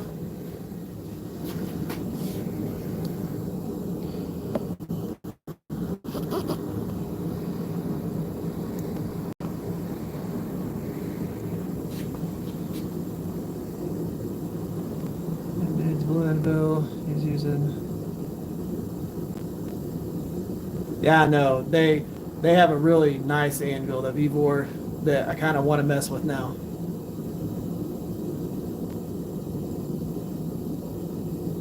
So basically the anvil that Duck was just talking about, the London pattern version of it, a lot of us have these, a lot of knife makers online. I absolutely love this anvil. I use this anvil a lot for flattening things. I don't go aggressive with forging on the face of this because I use it with that nice super machined face to flatten the things that I really want to have a beautiful forged finish.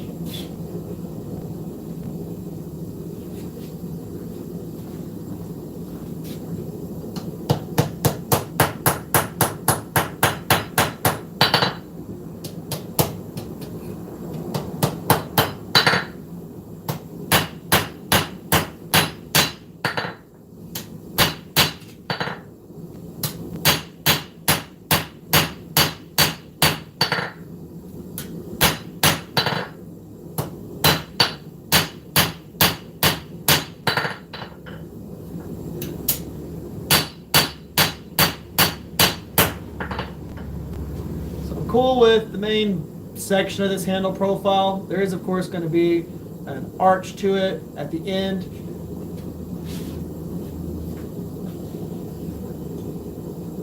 Right now what we need to focus on is getting that ring right, and then I'll end up putting the arch into it. So we're going to have you down here, pointed at the horn. Work on that, get that ring cleaned up.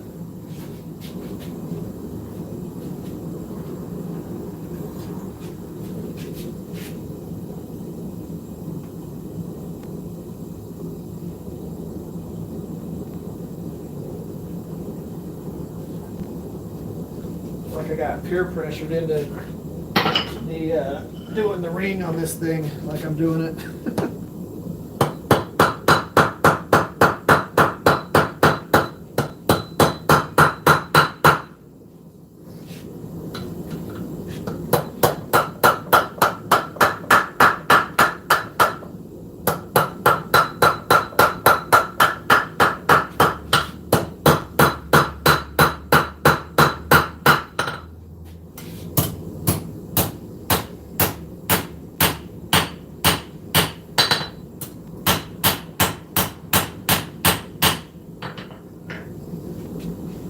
Ugly ring.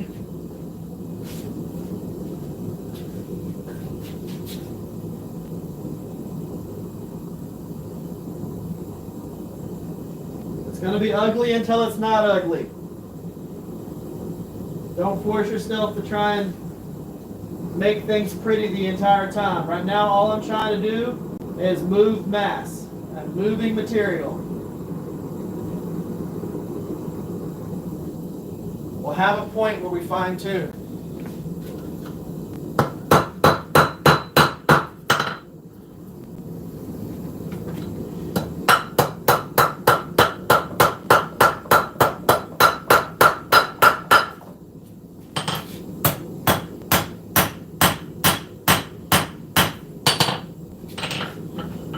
Again, still ugly.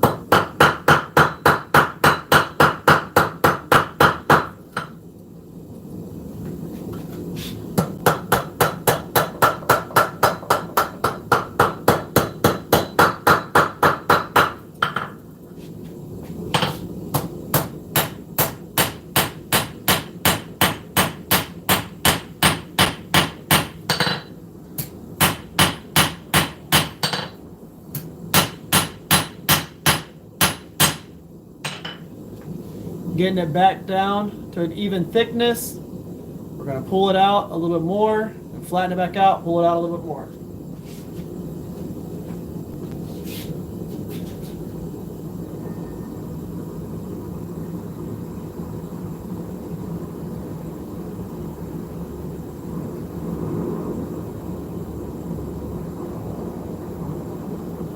With enough thought process, you can do whatever you want whenever you're blacksmithing and bladesmithing. One of the things that I love about this particular skill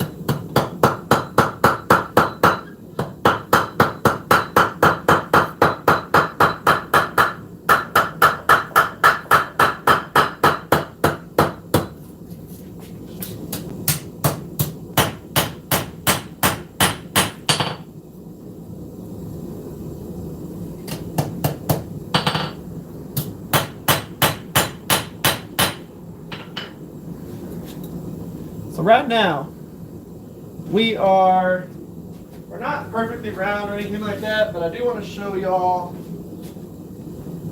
the size of the ring right now. So it's plenty big enough for a finger to go through there. I would say the narrowest part right now is 1 inch. So you can easily, that's easily big enough for a finger to go through. So now all I got to do is round that out. What I'm going to do first before I do that is I'm going to put an arch to this, and then I'm going to refine that.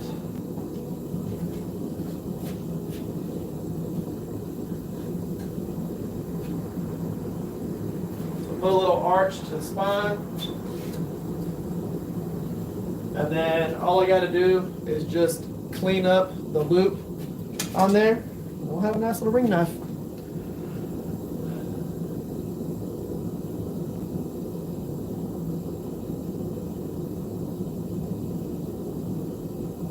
Yeah, getting the rings nice and even is a pain in the butt. One of the things that I like to do,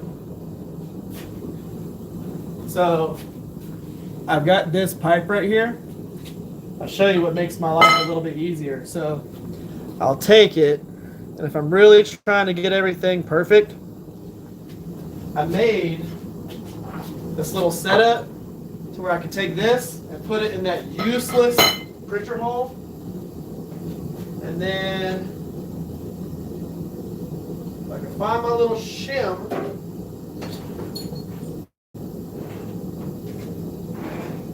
somewhere around here.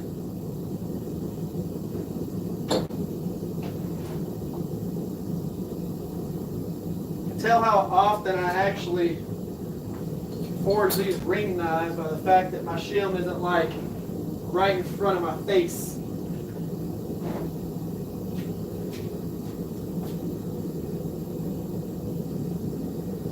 Anyways, I'll find it in a second. Anyways, I have a shim that lets me take this pipe, put it in there, put the shim in there. It makes this nice and tight. And then I'll take and I'll use this as the thing to make my hole nice and even.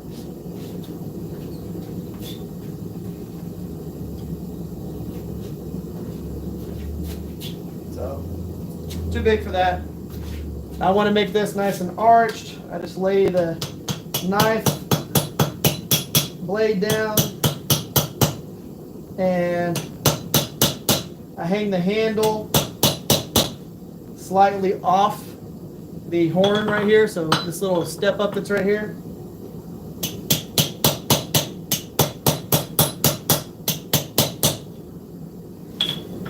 And I put myself a little arch to that, and the cool thing about it is it brings this heel back and gives me a nice overall profile.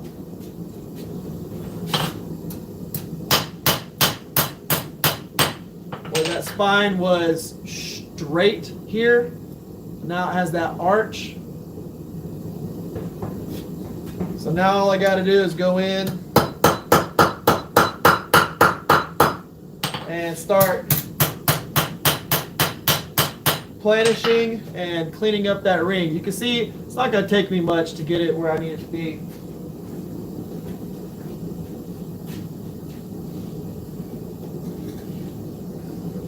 It's always fun doing a little forge to finish, you know, ring knife and all that. The last time y'all saw me do one, I went through and did it kind of blacksmith style.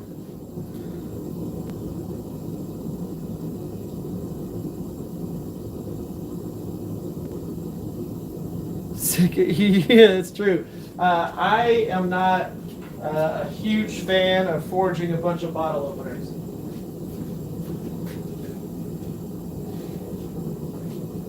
But I get what you mean.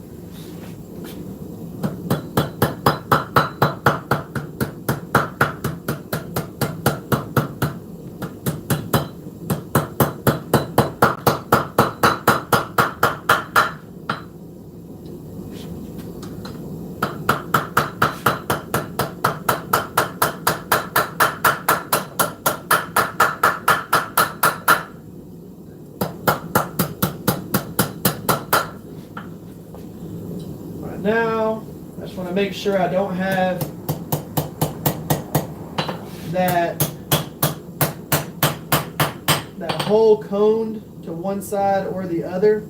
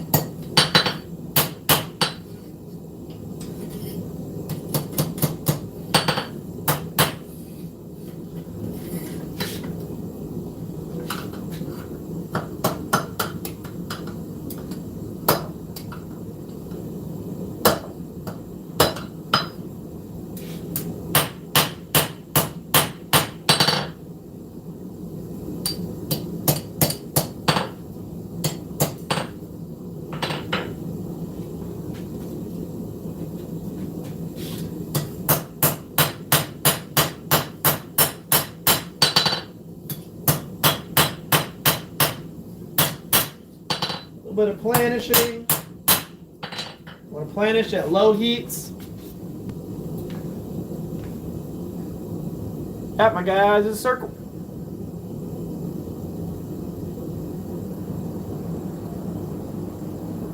I think that works as a little old circle. What I'll probably do is I'll probably cold forge that the rest of the way. So take my ball peen and just massage the overall profile, cold forging it. The live stream below you is a dude playing Flappy Bird. Yeah, that sounds about right. That right there is a good looking knife profile. All I gotta do is planish everything together.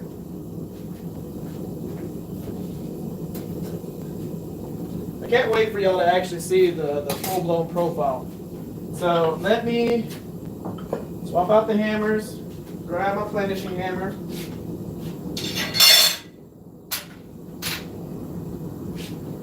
Oh, this new handle that I have on there is just absolutely so nice. Compared to that fiberglass handle, so good.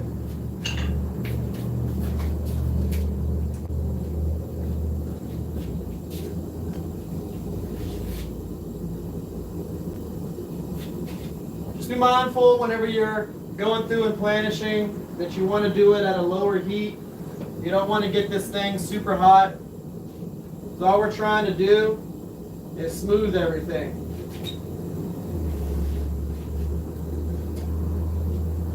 Your goal is not to get it just screaming hot.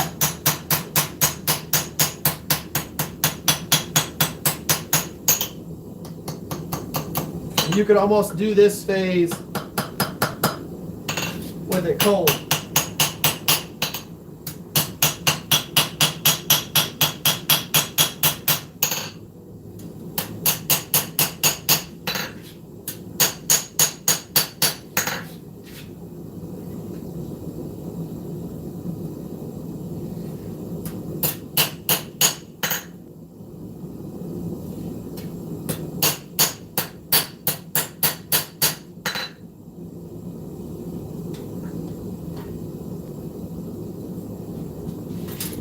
Okay, that's good. Turn it over, planish the blade side of it. That is going to be a good looking profile.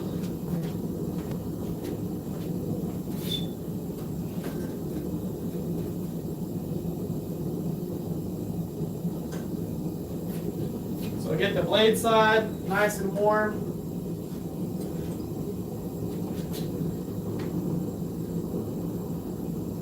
Get it cleaned up.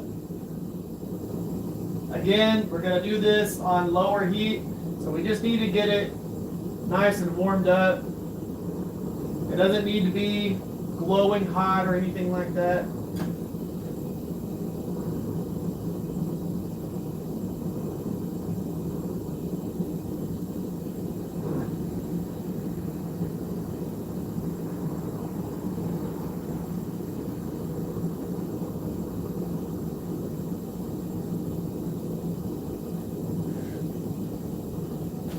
Okay.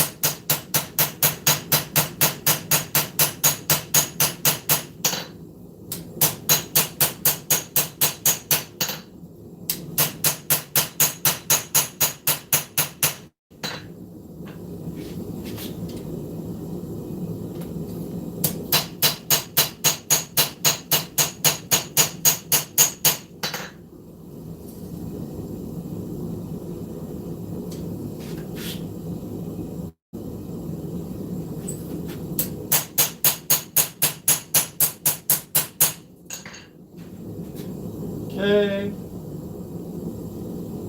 Make sure we're straight.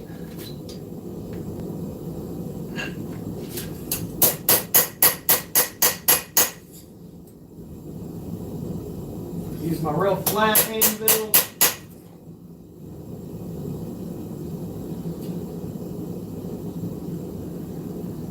Okay. Switch tongs.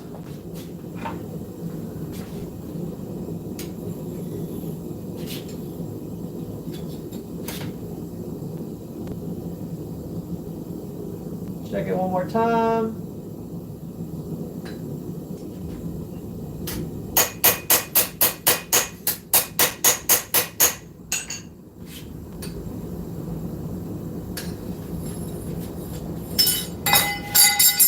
Wonder if that got it exactly where I wanted it to be.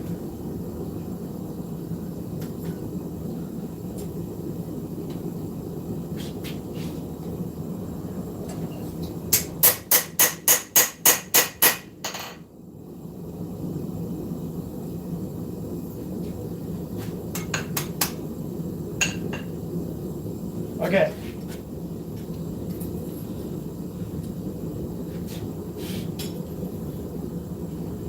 And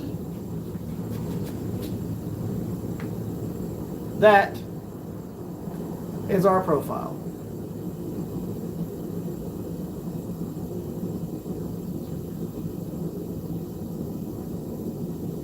There you go.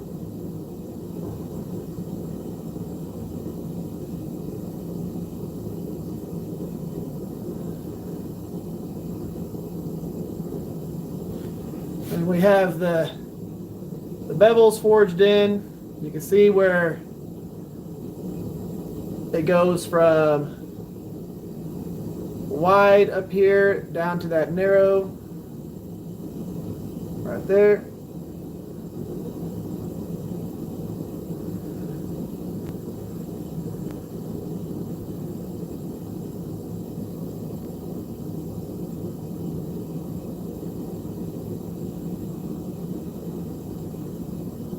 So nice and cool. Yeah, like the bike chain keramic. Yep. That's a good looking profile. Nice swell right here in the center. Nice arch to it.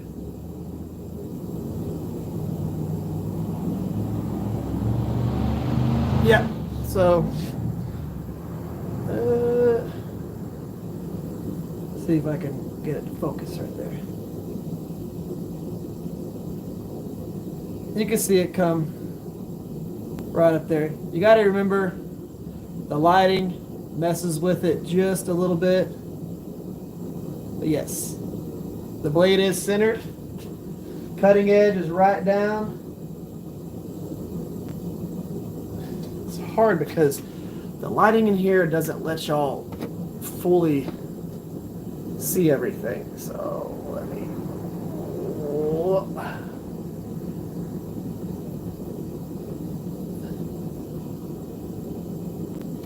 Cutting edge right there to the damn ring.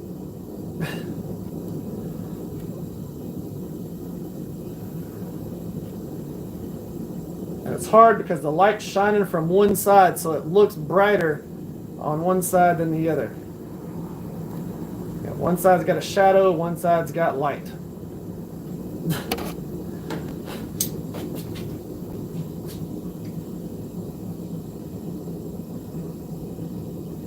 And I love it whenever people say things are crooked. Mr. Duck, when I probably forged to finish closer than most people grind. And this isn't even fully forged to finish. But I know what you're saying because it's the tip right here is slightly over that way.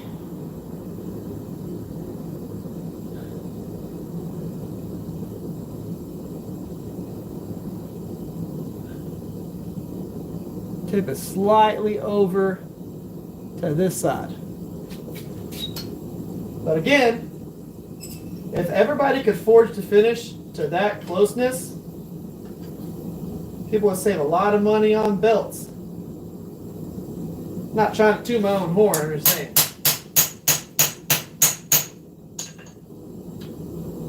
That's within cold forging. Straighten this.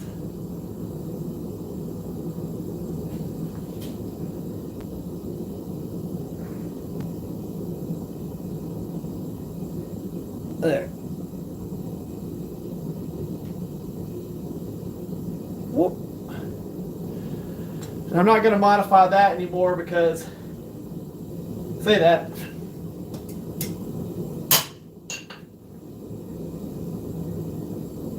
Because it's the lighting that's screwing with y'all at that point. Because the cutting edge is exactly where I need it to be.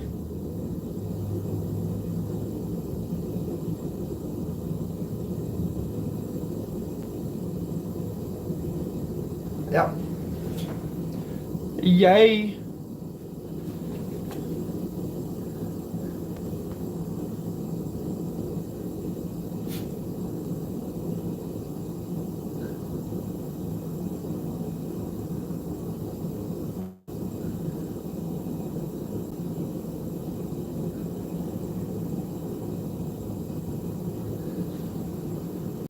What thickness am I going for which part? Like the spine? The spine I was just going for what thickness looked fine for me.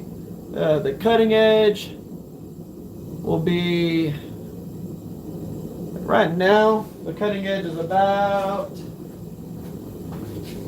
let's see here.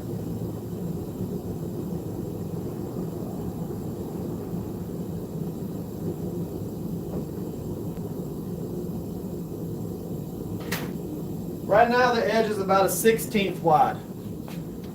So right now the edge is about a 1/16. I'll end up grinding this.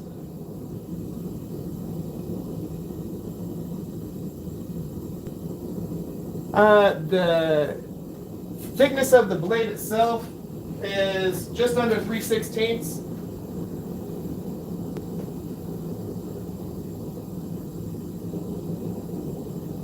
No, it is 3/16.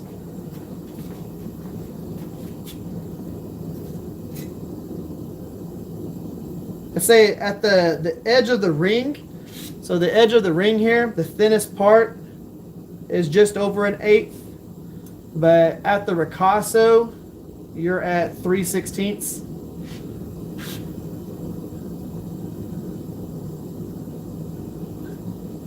And at the spine, you're at 3/16. So yeah, the main part of the handle from here to here is 3/16.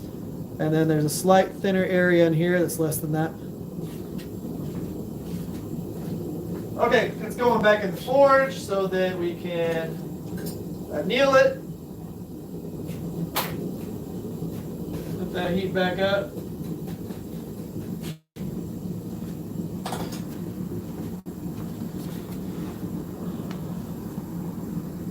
Well, and it's tough to tell because it's on a video.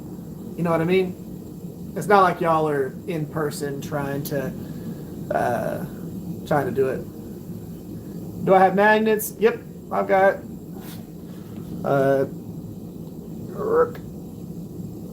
You see them over there?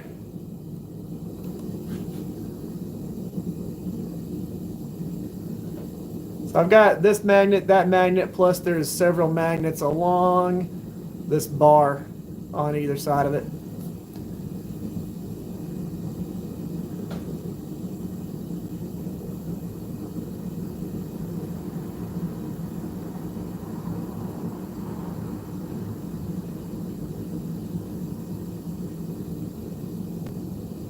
And then I have like other ones like the good old, let's check and see if the thing's magnetic or not whenever it comes out of the forge magnet. I don't really do that anymore because I have thermometers and all that stuff for all of these. Okay, go ahead. Turn off the forge. Let that thing cool down inside there slowly.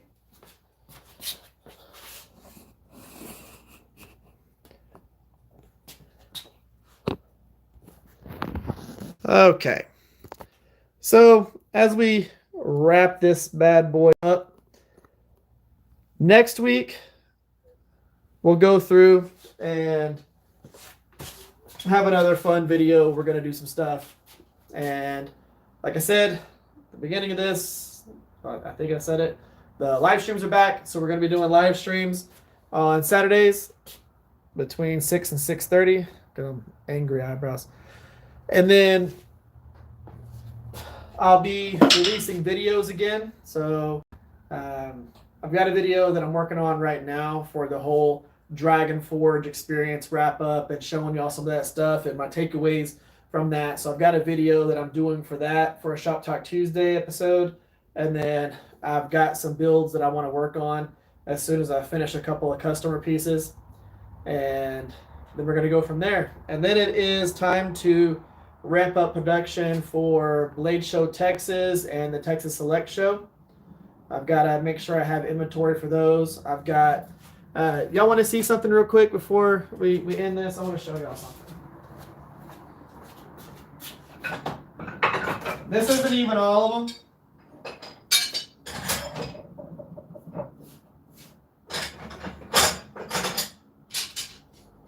Hey, I found the little wedge.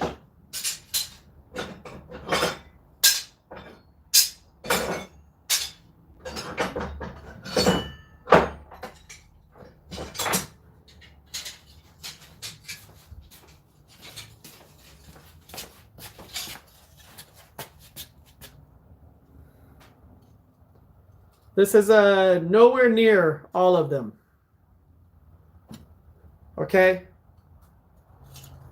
This is how many knives that I need to work on and finish. This is a lot of forged knives. Like I said, this isn't even all of them. This is just the portion that I picked up from that side of those. That includes that ridiculously large kukri. Look at that thing. Whoa. In comparison to my body, that is a massive kukri. 3/8 of an inch thick at the ricasso.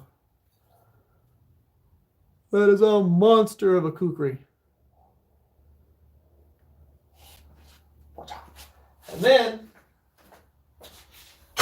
that doesn't include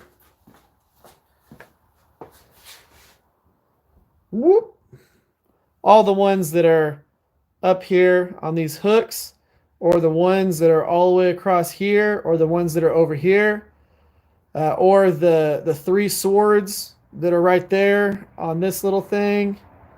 That doesn't include those swords. There's so many builds that I have that I need to wrap up and finish. And I've got to get a lot of them ready for the upcoming show season. Make sure I have enough inventory. Plus, I got a whole bunch of EDCs. And Frank with Two Bastards, him and I came up. Well, I came up with a design for a skeletonized version of. Let's see here. So it's like a skeletonized version of this EDC that I make. It's like a little textured EDC, but it's going to be skeletonized with 2 hammers that make it the skeleton. So there's a hammer jetted out on both this little sides here to make it even lighter. And I think we're making like a couple of hundred of those. So I'll be working on those things for a little while. I've got this little video knife that I want to work on. It is like ultra thin with a little distal towards the back of it. I think with handle skills, this is going to weigh almost nothing. And that's a forged blade being that thin.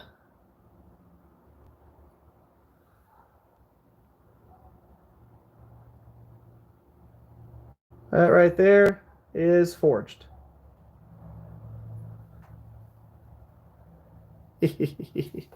Anyways, you know, getting a lot of those things wrapped up, getting some of my Damascus builds wrapped up, and getting things done. Yeah, with the thinner blades like that, I'm real careful with how I heat treat them.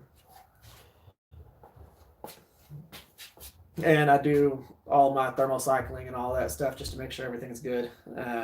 But yeah, as long as you do your job with the heat treating process, you don't really have to worry about cracks. Making sure your oil is the right temperature, all that stuff.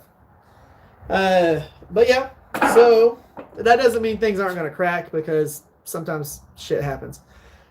But that's enough for me. What's up, Shadiq? How you doing? So with all of that, we were able to get that blade done. We were able to do a lot of this stuff during this particular live stream. I was only planning on live streaming for like an hour. It is now 2 hours. I need to go inside and eat some food.